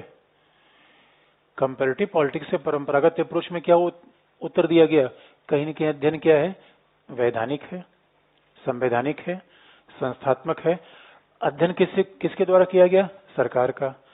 सरकार का अध्ययन कैसे समझा गया? संविधान के द्वारा। आगे लिख लीजिए। और अब जरा अच्छा लिखने से पहले आपको फिर याद दिला दें, यही तो कंपैरेटिव गवर्नमेंट की सीमा है भाई। ये ऐसा कंपैरिजन कौन सा होगा? आपका कंपैरिजन भौगोलिक रूप में सीमित है। भौगोलिक रूप में सीमित का मतलब है पूरा कंपैरिजन यूरो सेंट्रिक और एटलांटिक सेंट्रिक है। आपने मॉडल मान लिया अमेरिका, इंग्लैंड। इसलिए आप देखेंगे पूरी दुनिया में संविधान के दो ही स्रोत तो आते हैं और भारत के संविधान भी उससे प्रभावित है। या तो हमने सारी चीजें इंग्लैंड से ली, या तो सारी चीजें कहां से ले रहे हैं? अमेरिका से। या तो इंग्लैंड से तो अमेरिका से। तो सवाल है साम्यवाद में ऐसी कुछ आधुनिक बात नहीं थी क्या? साम्यवाद कोई धर्म का शासन था नहीं। अच्छा चलिए अपना फांसीवाद छोड़ दिया। अरे तानाशाही, आप ये कैसे कह सकते हैं कि लोकतंत्र का अध्ययन ठीक है? इस मामले में तो अरिस्टोटल का अध्ययन ज्यादा ठीक था। अभी उस पर आएंगे। इस मामले में तो अरिस्टोटल का अध्ययन ज्यादा ठीक था। कम से कम उसने 6 प्रकार की शासन प्रणालियों की बात की, एग्जिस्टिंग सभी को कंपैरिजन किया। अभी हम उस बात पे देखेंगे विषय वस्तु के रूप में। और यहां तो पता चला कि हम तुलना में क्या कर रहे हैं? केवल सरकार का अध्ययन कर रहे हैं। ये प्रॉब्लमेटिक है। आगे लिख लीजिए। क्या फैन थोड़ा तेज कर दीजिए। एसी में थोड़ा प्रॉब्लम है अपने पहले, आज कल उसका रिपेयर होना है। कल आप शाम को 6:30 बजे आ सकते हैं। नहीं, कल नहीं, संडे को।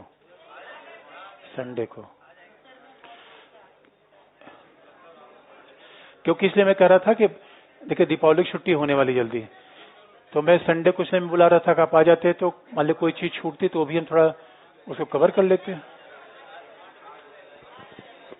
एक दिन की बात है।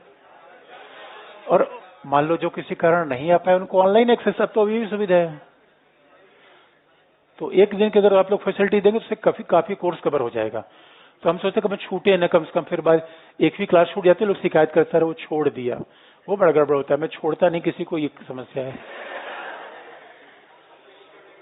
न संबंधों को, न व्यक्तियों को, न ही विषय को। क्या लिखा आपने?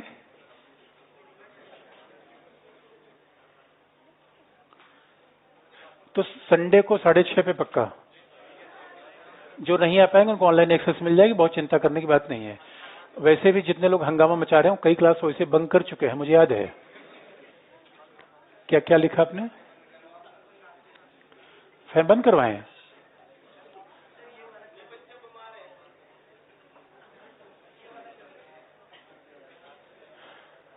अब कुछ देर तक चलने दो, उसके बाद बंद करवा देंगे। अच्छा वो वाला बंद कर। अब लिख लीजिए। क्या लिखा आपने? क्या लिखा?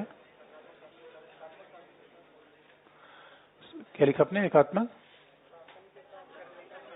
हाँ, एकात्मक शासन के साथ की गई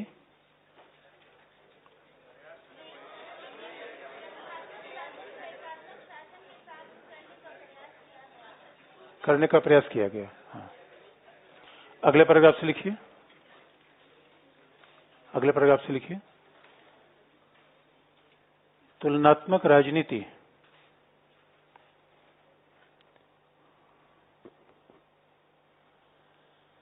तुलनात्मक राजनीति के इस परंपरागत उपागम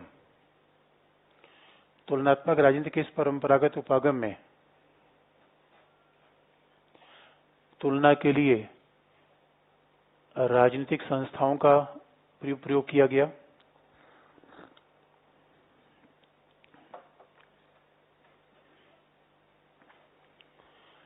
तुलना के लिए राजनीतिक संस्थाओं का उपयोग किया गया।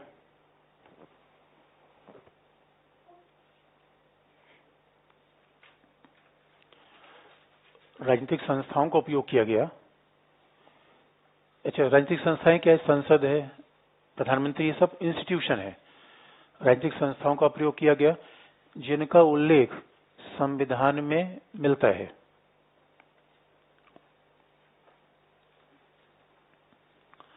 जिनका उल्लेख संविधान में मिलता है। इसलिए इस तुलनात्मक पद्धति को संस्थात्मक वैधानिक पद्धति कहा गया।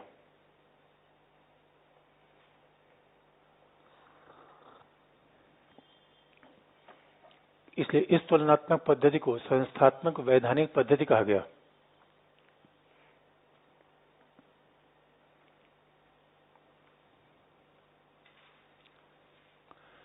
इस तुलनात्मक पद्धति को संस्थात्मक वैधानिक पद्धति कहा गया।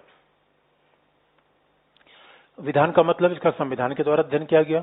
संस्था का मतलब है संसद, प्रधानमंत्री, निर्वाचन आयोग, सब संस्थाएं हैं। संस्थात्मक अध्ययन किया गया।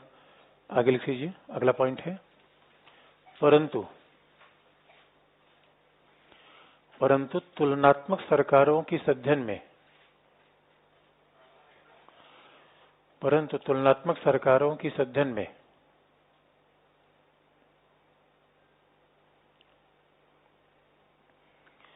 परंतु तुलनात्मक सरकारों के इस अध्ययन में अनेक विसंगतियां विद्यमान हैं।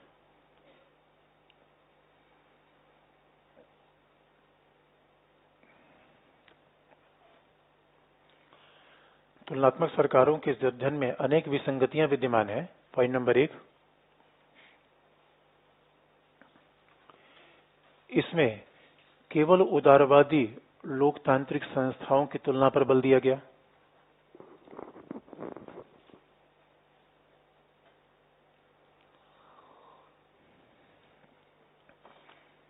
इसमें केवल उदारवादी लोकतांत्रिक संस्थाओं की तुलना पर बल दिया गया। इसलिए गैर लोकतांत्रिक शासन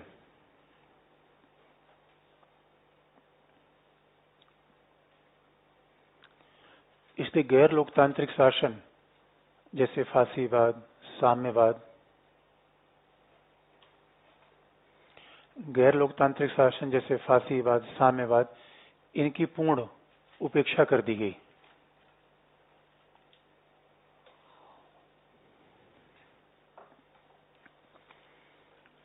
गैर लोकतांत्रिक शासन जैसे फांसीवाद, साम्यवाद, इनकी पूर्ण उपेक्षा कर दी गई।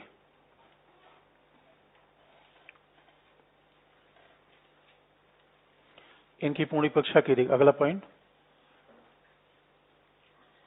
तुलना भौगोलिक रूप में भी सीमित थी। तुलना भौगोलिक रूप में भी सीमित थी क्योंकि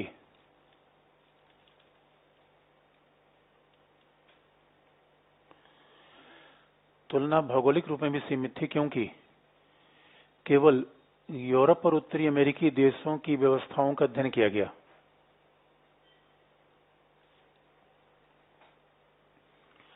तुलना भौगोलिक रूप में भी सीमित थी क्योंकि केवल यूरोप और उत्तरी अमेरिकी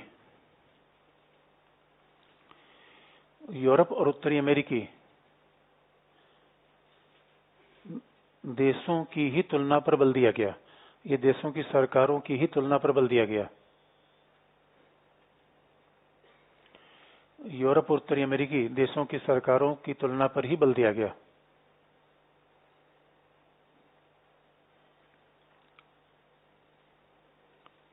तो ये अब अपने आप में ये बड़ी विसंगति आ गई। अगर हम तुलनात्मक राजनीति देख रहे हैं तो पहले तुलनात्मक राजनीति का अध्ययन क्या है? तुलनात्मक सरकार के रूप में। तो तुलनात्मक पॉलिटिक्स नहीं थी, केवल सरकार का मतलब केवल लोकतांत्रिक सरकार। तो यही तो परंपरागत पुरुष खामी है, विषय वस्तु के रूप में भी सीमित, भौगोलिक रूप में भी सीमित। और ये विचार अजीब सा है, अगर कोई कहे कि हमें फिजिक्स का सिद्धांत, तो फिजिक्स का सिद्धांत यूनिवर्सल है। ऐसा थोड़े कि यूरोप के फिजिक्स का सिद्धांत, एशिया के फिजिक्स का सिद्धांत, मेडिकल साइंस तो एक ही जैसी है। यहाँ का सिरप अफ्रीका में जाता है, इधर यद्यप अलग है कि अफ्रीका में पता नहीं कैसे लोग बीमार पड़ गए, गाम्बिया में भी इस बात की जांच चल रही है। अन्यथा विषय तो थोड़ा व्यापक होना चाहिए। अब तुलनात्मक राजनीति का पहला अध्ययन हुआ तुलनात्मक सरकार से, और तुलनात्मक सरकार में एक और विसंगतियां थी। अध्ययन में कंपैरिजन तो किया गया, कंपैरिजन किसका? एक होता है वर्णनात्मक, दूसरा होता है विश्लेषणात्मक। जैसे मैं ये कह दूं कि सीनेट के पास इतनी पावर है, इंग्लैंड की लॉर्ड सभा सबसे कमजोर है, राज्यसभा कंडीशन लॉर्ड सभा से बेहतर है, सीनेट से कमजोर है, तो मैंने तुलना तो बता दी, कारण नहीं बताया। तो लास्ट में आप लिख लीजिए, कारण न बताने का मतलब है कि विश्लेषण नहीं किया मैंने, वर्णन केवल कर दिया लास्ट में। तुलनात्मक सरकारों का अध्ययन, इसी में लास्ट पॉइंट है, तुलनात्मक सरकारों का अध्ययन और वर्णनात्मक ज्यादा है, विश्लेषणात्मक नहीं है।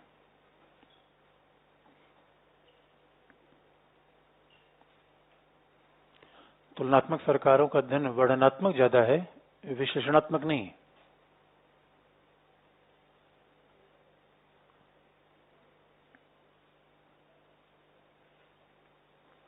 वर्णनात्मक ज्यादा है, विश्लेषणात्मक नहीं। अब आप देखिए एक और भी इंटरेस्टिंग पार्ट है। अब ये होता है कि तुलनात्मक राजनीति का विकास कहां शुरू हुआ। अगर हम किताबें देखें, तुलनात्मक का अध्ययन जहां पे बल दिया गया, जहां कंपैरिजन मिलता है, अभी भी ध्यान से देखेंगे, इन किसी भी किताब का टाइटल कंपैरेटिव पॉलिटिक्स नहीं है। इसलिए हमने कहा comparative politics as a branch of political science और सेकेंड वर्ल्ड वॉर के बाद शुरू हुआ। लेकिन विषय वस्तु इसे दिखती है, क्योंकि विषय वस्तु में जाएंगे तब लगेगा कि संसदीय शासन को अध्यक्षीय शासन के साथ ये सब कंपैरिजन किया गया है, ये कंपैरिजन दिखता है। और इसलिए किसी भी स्टूडेंट से पूछा जाए जिसने बीए वगैरह किया हुआ पॉलिटिकल साइंस से, तो comparative constitution of the world पढ़ता था, यानी दुनिया के तमाम संविधान पढ़ते थे, यही तो कंपैरेटिव पॉलिटिक्स थी। तो वहां कंपैरेटिव पॉलिटिक्स का मतलब हो गया कंपैरेटिव कॉन्स्टिट्यूशन, और ये जीएस में भी लिखित है, कंपैरेटिव गवर्नमेंट तो जीएस में भी लिखित है। अब सवाल यह है इसमें खामियां क्या है। अगर कंपैरेटिव गवर्नमेंट का अध्ययन किया जा रहा है तो गवर्नमेंट में फिर बाकी चीज, गवर्नमेंट रहती कहाँ है समाज में, उसका अध्ययन नहीं है। कंपैरिजन का मूल कारण समता विषमता कहां से उत्पन्न है, उसका अध्ययन नहीं है। गैर लोकतांत्रिक शासन का अध्ययन नहीं है, साम्यवाद का अध्ययन नहीं है। एशिया अफ्रीका का सवाल ही पैदा नहीं होता, क्योंकि तब तक वो आजाद नहीं थे। लेकिन बहस दूसरी है कि अगर हम कंपैरेटिव पॉलिटिक्स से उत्पत्ति की बात करें तो लोग कहते हैं कि विषय वस्तु के रूप में। फिर हमने कहा एकेडमिक्स अध्यापन के रूप में नहीं। जैसे हो सकता है कि मनोविज्ञान विषय 20वीं शताब्दी में ये विश्वविद्यालयों का विषय बना, लेकिन साइकोलॉजी की बात, कौन सा ऐसा फिलोसफर जो साइकोलॉजी की बात नहीं करता, प्लेटो से लेके, यानी साइकोलॉजी का विषय वस्तु के रूप में अस्तित्व 2500 साल पुराना है। मेडिकल साइंस आज के दौर में विश्वविद्यालय में पढ़ाया जाने लगा। मेडिकल साइंस की प्रैक्टिस आज की है क्या? जब से मानवीय समाज है तब से लोग जानते हैं शरीर की बीमारियां, उसका समाधान। ये बात ध्यान में रखने की है। इसलिए सवाल यह है कि हमने तो आपको बताया कंपैरेटिव पॉलिटिक्स शुरुआत सेकेंड वर्ल्ड वॉर के बाद होती है। फिर हमने कहा कंपैरेटिव पॉलिटिक्स आरंभ कंपैरेटिव गवर्नमेंट के साथ होता है। लेकिन कुछ लोग कहते हैं कंपैरेटिव पॉलिटिक्स का विषय वस्तु के रूप में। फिर हमने कहा कि विश्वविद्यालयों के अध्ययन के रूप में नहीं। कोई विषय विश्वविद्यालय के अध्ययन का विषय बन जाए, जैसे सोशियोलॉजी, अब फिलोसफी, अब अलग अलग विषय बन गए। 2500 साल पहले जब प्लेटो जैसे फिलोसफर ने बात पढ़ी थी तो एक ही विषय में, क्या एजुकेशन, क्या फिलोसफी, क्या सोशियोलॉजी, सभी को एक विषय में पढ़ डाला। एजुकेशन तो एक नया विषय है, तो क्या पहले एजुकेशन की बात किसी ने नहीं की थी? जब प्लेटो ने, इसलिए आप देखेंगे जब एजुकेशन वाले पढ़ते हैं, बीएड वाले भी प्लेटो को पढ़ते हैं। अब बीएड का कोर्स आज लॉन्च हुआ और प्लेटो 2500 साल पहले था। इसलिए सवाल ये है कि अगर हम देखें कंपैरेटिव पॉलिटिक्स का अध्ययन विषय वस्तु के रूप में पहले से भी विद्यमान रहा है, ये आज की बात नहीं है। और पहले से कैसे विद्यमान रहा है? हेडिंग चेंज कर लीजिए।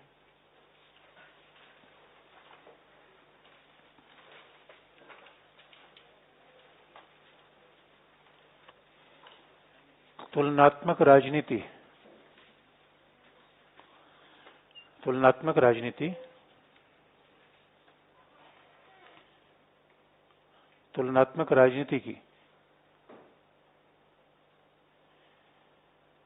तुलनात्मक राजनीति का पूर्व विद्यमान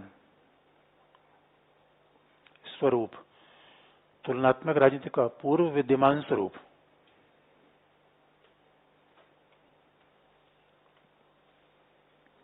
तो पहला पॉइंट,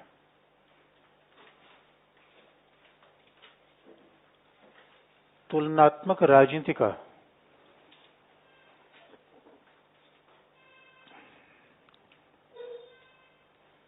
पूर्व विद्यमान स्वरूप, तुलनात्मक राजनीति का स्वरूप उतना प्राचीन है जितना अरस्तु का विचार। तुलनात्मक राजनीति का स्वरूप उतना प्राचीन है जितना अरस्तु का विचार।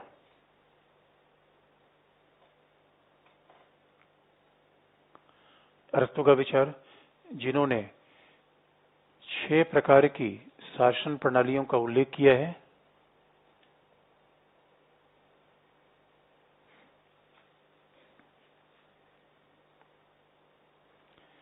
जिन्होंने 6 प्रकार की शासन प्रणालियों का उल्लेख किया है।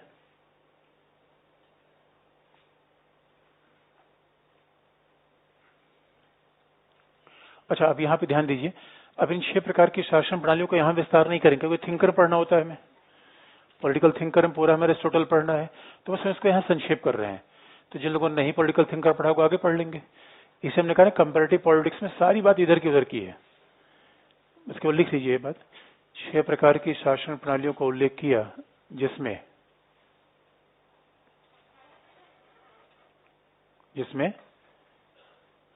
निरंकुश शासन को, ब्रैकेट में टिरनी, TYRANNY, निरंकुश शासन को शासन का सबसे भ्रष्ट रूप कहा। निरंकुश शासन, कई बार निरंकुश भी कहते हैं, कई बार स्वेच्छाचारी शासन भी कहते हैं। TYRANNY, tyranny.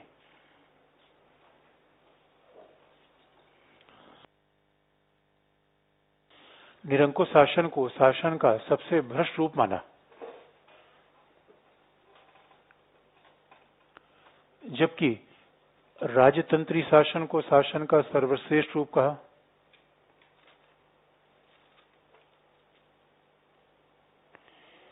जबकि राजतंत्री शासन को शासन का सर्वश्रेष्ठ रूप कहा।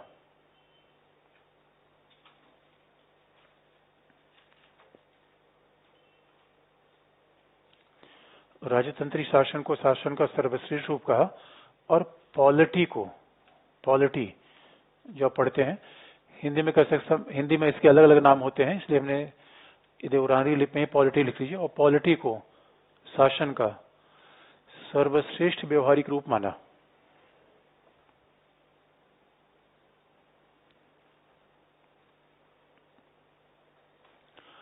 और पॉलिटी को शासन का सर्वश्रेष्ठ व्यवहारिक रूप माना।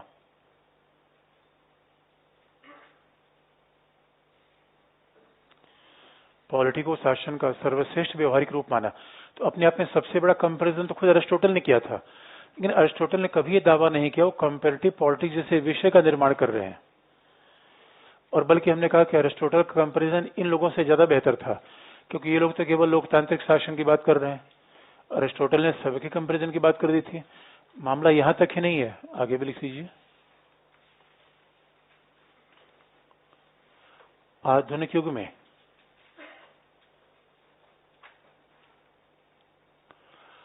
आधुनिक युग में मैकियावेली ने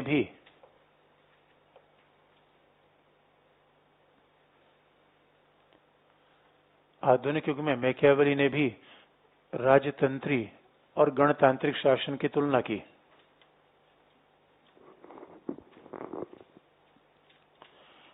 आधुनिक युग में मैकियावेली ने भी राजतंत्री और गणतांत्रिक शासन की तुलना की।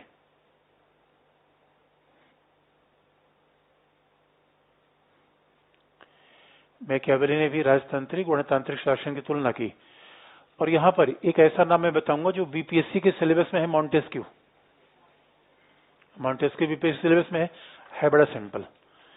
कई बार हमें मॉन्टेस्क्यू थिंकर में आईएएस वाले सिलेबस में नहीं, लेकिन थोड़ा मैं मॉन्टेस्क्यू थोड़ा विस्तार कर दूंगा। हमें मैकियावेली थिंकर पढ़ना है, अरिस्टोटल थिंकर पढ़ना है, तो इसको हमने शॉर्ट कर दिया। अब बाकी विस्तार जितना करना हो थिंकर से हम यहाँ पेस्ट कर सकते हैं, और इससे ज्यादा विस्तार की आवश्यकता ही नहीं है। तो मैकियावेली जैसे लोगों ने कंपैरिजन किया। मॉन्टेस्क्यू कंपैरिजन बड़ा दिलचस्प है। और कैसे दिलचस्प है, 2-4 पॉइंट लिख लीजिए, आगे लिखिए। मॉन्टेस्क्यू ने अपनी किताब द स्पिरिट ऑफ लॉज में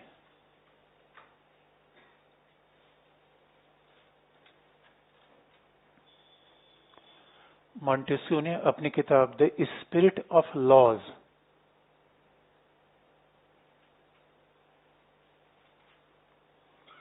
जैसे अरिस्टोटल की पॉलिटिक्स है, मैकियावेली की प्रिंस है, वैसे स्पिरिट ऑफ लॉज।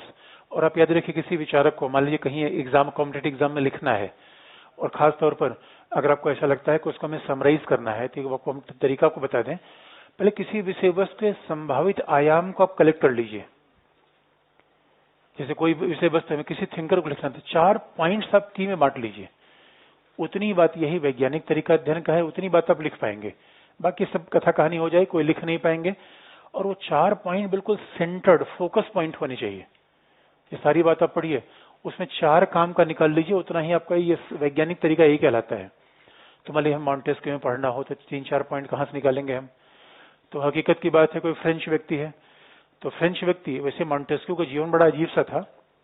वो लगभग लॉक का समकक्ष था, लॉक के समानांतर लिख रहा था, हॉब्स से थोड़ा सा बाद पैदा हुआ था। मॉन्टेस्क्यू पैदा हुआ फ्रांस में, घूम आया पूरे यूरोप तक, और यूरोप में देख के जिसने निष्कर्ष निकाला, ये बात बड़ी दिलचस्प थी। तो मॉन्टेस्क्यू में कंपैरेटिव, मॉन्टेस्क्यू के 3-4 पॉइंट बेसिक आप याद रखिएगा हमेशा। 3-4 पॉइंट कौन कौन से हैं, उसी इर्द गिर्द में सारी बात आपको मॉन्टेस्क्यू की लिखनी है। कैसे? भले मॉन्टेस्क्यू, हमारे पास पहले एक फ्रेमवर्क हो जाना चाहिए कोई चीज पढ़ने के लिए, तो वो चीज हम बार बार रिपीट करेंगे तो आंसर में अपने आप आ जाएगा। क्योंकि पता चला कि आंसर हमने पढ़ तो लिया 10 पेज, लेकिन 4-5 पॉइंट वहां से निकाल नहीं पाए, और वो भी जो सबसे सेंट्रल पॉइंट है उतना ही एग्जाम में लिखने में काम आता है। बाकी सब चीजें तो मनोवैज्ञानिक संतोष के लिए होता है कि हमने पढ़ लिया। मॉन्टेस्क्यू पहला आप याद रखिए, जो बात ध्यान में रखना चाहता था, स्पिरिट ऑफ लॉज, किताब ही उसने क्या लिखी, स्पिरिट ऑफ लॉज किताब से ही दिखता है। यानी वो कह रहा था कि सही मायने में किसी कानून के निर्माण की आत्मा देखना हो, तो उसने कहा कि प्रकृति में भी, और लॉ क्या है, हर प्रकार के वस्तुओं के बीच विद्यमान संबंध एक लॉ है। और ये तो हमने कई बार आपको इस विचारकों में रिपीट किया है कि हर प्रकार की वस्तुओं में विद्यमान संबंध लॉ है, तो ऐसा लॉ कहीं न कहीं सूर्य चंद्रमा के बीच भी है। वही आपस में इतनी दूरी पे हैं, टकराते नहीं। पूरे तारामंडल में कितने सारे ग्रह हैं, यही तो वेदों में से ऋत कहा गया है। यानी प्रकृति में एक शाश्वत नैतिक व्यवस्था विद्यमान है, जिससे पूरी प्रकृति चल रही है। ऐसा नहीं लगता कितना बड़ा ग्रह ऊपर बैठा हुआ कहीं धड़ाम से गिर ही जाए नीचे, तो क्या होगा हमारा? गिर नहीं रहा है। पता चला योगी जैसा बुलडोजर चलाने लगे हम, ऊपर वाला भी कह लो एक बार हम भी बुलडोजर चला देते हैं, तो 1 मिनट में सारा धराशायी हो जाएगा। यानी प्रकृति के विद्यमान हर वस्तु के बीच संबंध क्या है, लॉ है। वैसे मानव के बीच भी संबंध होना चाहिए, वही लॉ है। यानी जिस व्यवस्था से मानवीय लोगों के बीच में, व्यक्तियों के बीच संबंध स्थापित किया जाए, वो लॉ है। लेकिन उसने दूसरी बात कह दी, लॉ बनना कैसा चाहिए। स्पिरिट ऑफ लॉ में कहा कि हर देश का अपना क्या है, भौगोलिक परिस्थिति है। हर देश की अपनी भौगोलिक परिस्थिति है, हर देश का अपना धर्म है, भौगोलिक परिस्थिति है, धर्म है, उस देश का वातावरण है, क्लाइमेट है, समाज है। यानी वो पहला विचारक था जो कहीं न कहीं ज्योग्राफी और लॉ में कंपैरिजन कर रहा था। कंपैरेटिव पॉलिटिक्स में उसका नाम इसलिए आ गया, और मैं थोड़ा मैं इसका विस्तार कर रहा हूं क्योंकि बीपीएससी वालों को इससे थोड़ा फायदा हो जाएगा। हर विषय को 4-5 पॉइंट काम की जान लीजिए, उतना लिख लीजिए, बाकी तो। और कंपैरिजन यानी वो पहला ऐसा व्यक्ति था जो कह रहा था कि भौगोलिक परिस्थितियों और लॉ के बीच भी एक समानता होती है।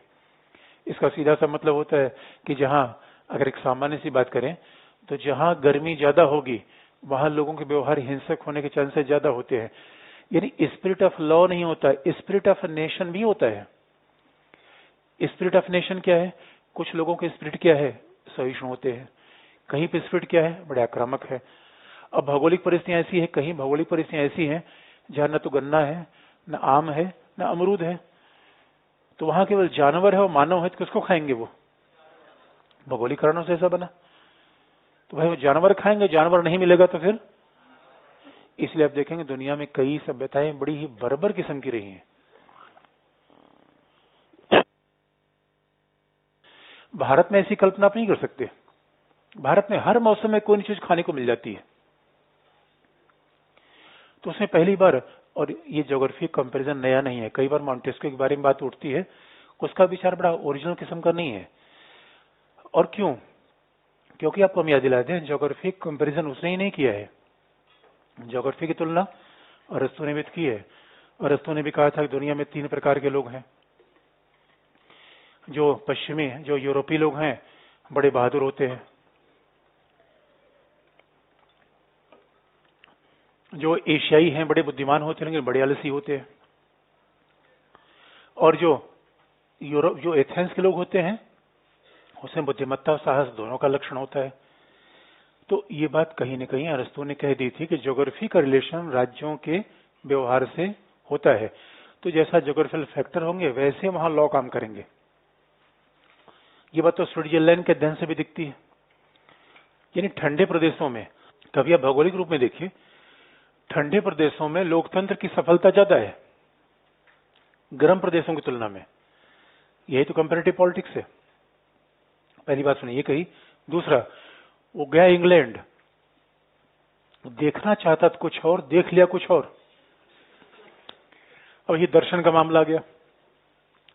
घूमते घूमते इंग्लैंड गया और उसने एक बड़ी इंटरेस्टिंग बात कह दी। उससे पूछा गया, उसने भी शासन की प्रणालियां बताई। उसने कहा शासन की प्रणाली कैसी हो सकती है? एक होती है राजतंत्री, एक होती है गणतंत्री रिपब्लिकन, और एक होती है निरंकुश तंत्री डिस्पोटिक। उसने सरकार के 3 रूप बताए, शासन के 3 रूप बताए। तो उसने कहा एक तो होता है मोनार्की, एक होता है रिपब्लिकन, तीसरा डिस्पोटिक। अब फिर कंपैरिजन की बात आ गई। शासन के 3 रूप बता दिया। अब शासन के 3 रूप बता दिया तो इन तीनों में उसने कहा कि स्वतंत्रता का संबंध किसके साथ सबसे अच्छा होता है? यही वो हौच पौच कर गया। उसने कहा स्वतंत्रता का संबंध राजतंत्र के साथ सबसे अच्छा होता है। जबकि हम तो जानते हैं स्वतंत्रता का संबंध किसके साथ अच्छा होता है? गणतंत्र के साथ। वो मिसकंसेप्शन क्या निकाल ले गया? राजतंत्र के साथ। तो उसमें थोड़ा सा ही कंफ्यूजन था। और लास्ट वाला पॉइंट, जब वो इंग्लैंड, चूंकि ये प्रभाव उसका इंग्लैंड का था, जब इंग्लैंड गया, इंग्लैंड के संसदीय शासन को उसने देखा, तो उससे पूछा गया ये बताओ यार, तुमने इंग्लैंड के संसदीय शासन में ऐसा देखा क्या? इंग्लैंड के संसदीय शासन में क्या देखा? उसने कहा सेपरेशन ऑफ पावर। हकीकत की बात है, सेपरेशन ऑफ पावर अध्यक्षीय शासन की विशेषता है, संसदीय शासन की नहीं। यानी उसने जो नहीं जहां देखना चाहिए उसे वहां देख लिया। यही दर्शन की बात है। कई बार ये फिलॉसफी ही तो है, हमें रस्सी में सांप दिख जाते हैं। तो सवाल है कि संसदीय शासन में उसने कहा कि शक्ति पृथक्करण होता है और चेक एंड बैलेंस संसदीय शासन में होता है। ये उसने बड़ी अजीब सी बात कह दी। नियंत्रण और संतुलन जबकि नियंत्रण और संतुलन, चेक एंड बैलेंस का मॉडल तो अमेरिकी संविधान का मूल बेस है। Check and balance, separation of power अमेरिकी संविधान का मूल बेस है। वो इंग्लैंड के संविधान में संसदीय शासन है, और संसदीय शासन में तो फ्यूजन ऑफ पावर होता है। संसदीय शासन में हमेशा शक्ति का सम्मेलन होता है। इस बात को अपने आप में वो थोड़ा सा गलत निष्कर्ष निकाला, लेकिन सेपरेशन ऑफ पावर का विचार उसने बड़ा प्रभावी दिया है, और यहाँ उसकी लॉक से भी तुलना हो सकती है। आप उसके लॉक से तुलना कर सकते हैं। लॉक ने सेपरेशन ऑफ पावर की मूल बात रखी थी, जिसको उसने, क्योंकि लॉक ने सरकार के 3 अंग जो बताए थे वो गड़बड़ कर गया, उसने उसका विस्तार कर दिया।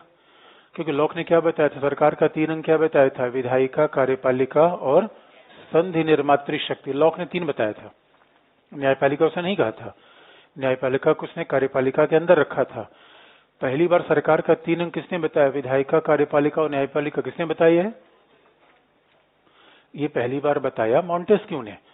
तो आज भी सेपरेशन ऑफ पावर का निर्माता वो माना जाता है। फिर भी लोग कहते हैं विचार तो लॉक से था। कुछ विचार उसने लॉक से लिया, कुछ अरिस्टोटल से दिखता है। इससे लोग कहते हैं कि उसको बड़ा मौलिक किस्म का विचारक नहीं है, वो उसका बहुत प्रभाव इस मामले में कम है। लेकिन लास्ट में वो मॉडर्न व्यक्ति था। उसने बात कही कि दुनिया में कॉमर्स, और कहीं न कहीं आप देखेंगे यूरोप में कैपिटलिज्म का समर्थन वो कर ही रहा था। जो बात उसने कही, व्यापार का महत्व धर्म से भी ज्यादा होता है। व्यापार कम से कम सीमाएं तोड़ता है, रूढ़ियों को भी तोड़ता है, धर्म में ताकत नहीं होती। तो कहीं न कहीं दिखता है कि इंटरनली वो कहीं न कहीं पूंजीवाद का समर्थन कर रहा था, वो कैपिटलिज्म का समर्थन कर रहा था। क्योंकि उसने कही दिया कि व्यापार ज्यादा बेहतर है जो राज्यों के बीच हो जाए। धर्म की शक्ति, यदि उसने कहा समाज में अनेक एलिमेंट होते हैं, धर्म है, भौगोलिक कारक है, जो विधि को परिभाषित करते हैं, जो विधि को परिभाषित करते हैं। इसलिए इसका मतलब है एक जगह की विधियां दूसरे जगह के लिए उपयोगी हों ऐसा जरूरी नहीं है। इस मामले में उसका बड़ा महत्व है। यही है 4-5 पॉइंट मॉन्टेस्क्यू। जब आप सिनॉप्सिस बनाते हैं, कोई एनसीईआरटी किताब पढ़ी, उसमें 4-5 पॉइंट काम का लिख लीजिए, वही लास्ट में आपके काम में आएगा। और यही तो भाई वैज्ञानिक, चाहे पीटी हो चाहे मेंस हो, लिखना चाहे इसे थोड़ा लिख लीजिए, थोड़ा लिख लीजिए, बता रहे हैं, लिख लीजिए। मॉन्टेस्क्यू के बारे में 2-4 लाइन लिख लीजिए, उसके बाद फिर हम आगे बढ़ेंगे इसी बात पे। लिख लीजिए,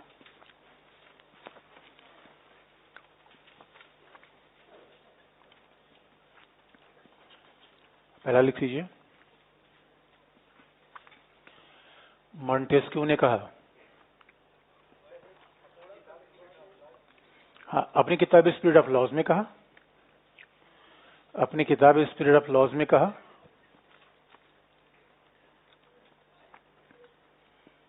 कि विधि का निर्माण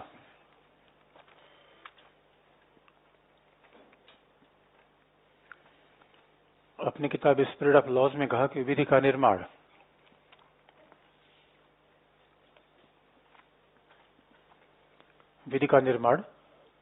राष्ट्र की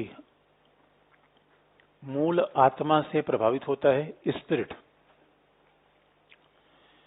विधि का निर्माण राष्ट्र की मूल आत्मा से प्रभावित होता है।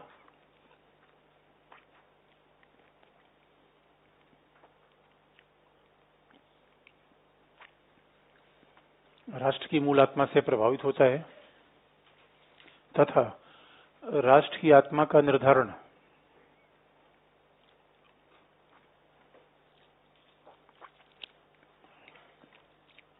समाज में विद्यमान अनेक तत्व जैसे धर्म,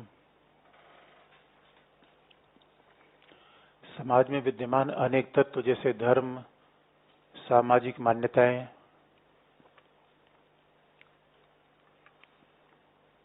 और भौगोलिक परिस्थितियों से प्रभावित होती हैं। जैसे धर्म, सामाजिक मान्यताएं और भौगोलिक परिस्थितियों से प्रभावित होती हैं।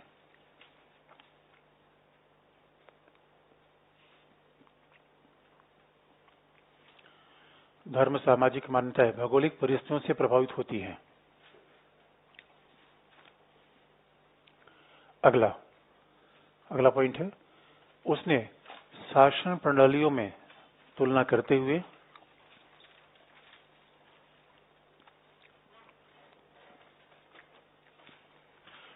उसने शासन प्रणालियों में तुलना करते हुए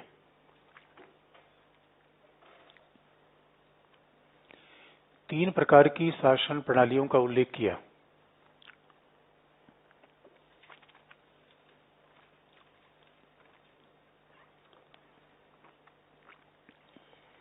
उसने शासन प्रणालियों में तुलना करते हुए तीन प्रकार की शासन प्रणालियों का उल्लेख किया, जो आपके सामने लिखा हुआ है। और उसने स्वतंत्रता का समर्थन करते हुए कहा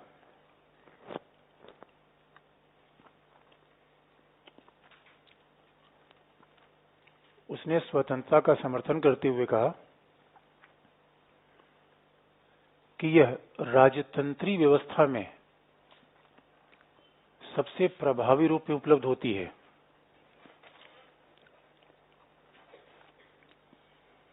स्वतंत्रता राजतंत्री व्यवस्था में सबसे प्रभावी रूप में उपलब्ध होती है।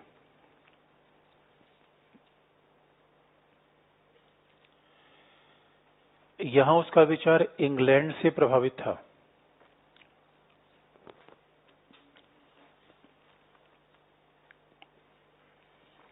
यहां उसका विचार इंग्लैंड से प्रभावित था।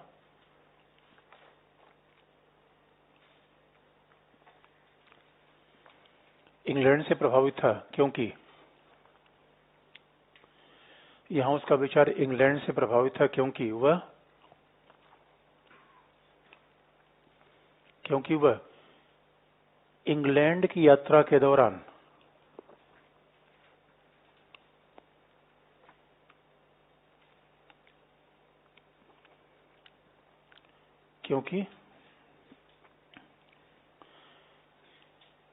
क्योंकि उसने इंग्लैंड की यात्रा के दौरान यह देखा कि इंग्लैंड में स्वतंत्रता अधिक है।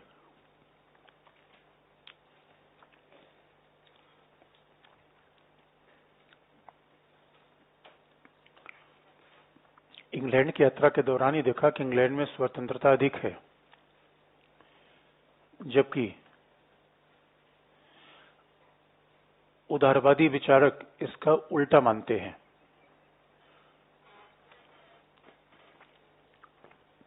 जबकि उदारवादी विचारक इसका उल्टा मानते हैं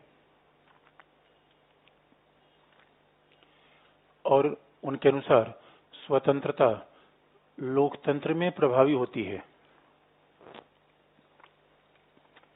और उनके अनुसार स्वतंत्रता लोकतंत्र में प्रभावी होती है।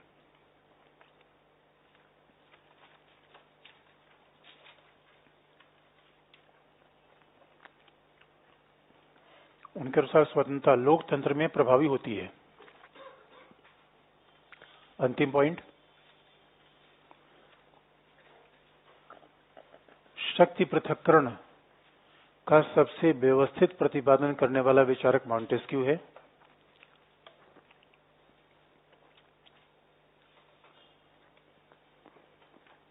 शक्ति पृथक्करण का सबसे व्यवस्थित प्रतिपादन करने वाला विचारक मॉन्टेस्क्यू है।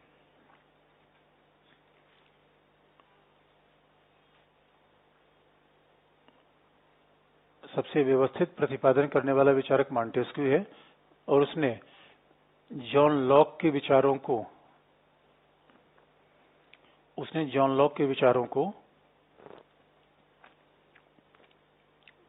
संशोधित किया।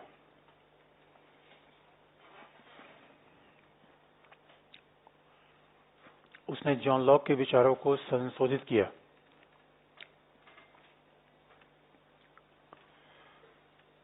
परंतु यह तथ्य हैरान कर देने वाला है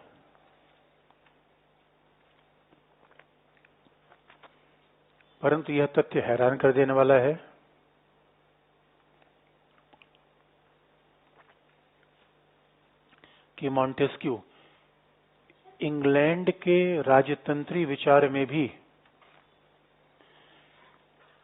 या उसने इंग्लैंड के संवैधानिक राजतंत्री विचार में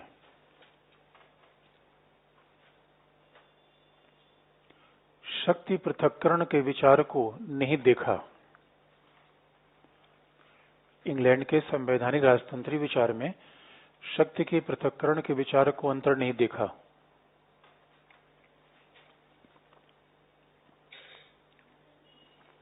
शक्ति के पृथक्करण के विचार को अंतर नहीं देखा जो वास्तविक रूप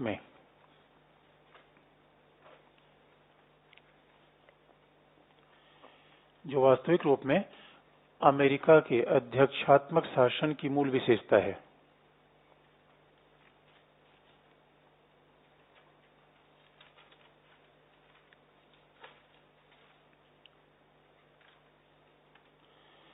जो वास्तविक रूप में अमेरिका के अध्यक्षात्मक शासन की मूल विशेषता है।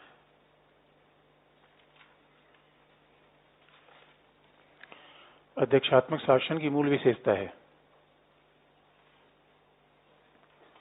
और अंतिम पॉइंट, अंततः वह पूंजीवादी विचारों का समर्थक प्रतीत होता है।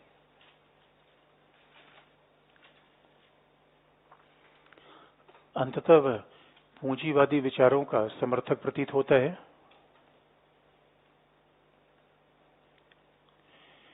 क्योंकि उसने वाणिज्य और व्यापार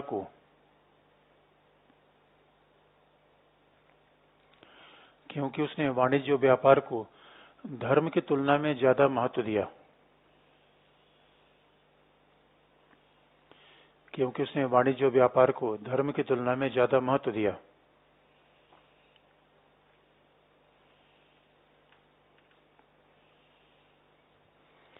उसने वाणिज्य व्यापार को धर्म की तुलना में ज्यादा महत्व दिया। तो यह है कंपैरेटिव पॉलिटिक्स का तो आरंभिक विषय वस्तु। तो अरिस्टोटल, मैकियावेली, अब मॉन्टेस्क्यू, ये सब कहीं न कहीं शासन की तुलना, सरकारों की तुलना कर रहे थे, लेकिन इनके विचारों में ये बात अंतर नहीं थी। उन्होंने कभी ये दावा करने का प्रयास नहीं किया कि उन्होंने कोई ऐसा कंपैरिजन किया। उनको ये नहीं पता था कि बाद में इसी विषय का नाम कंपैरेटिव पॉलिटिक्स हो जाएगा।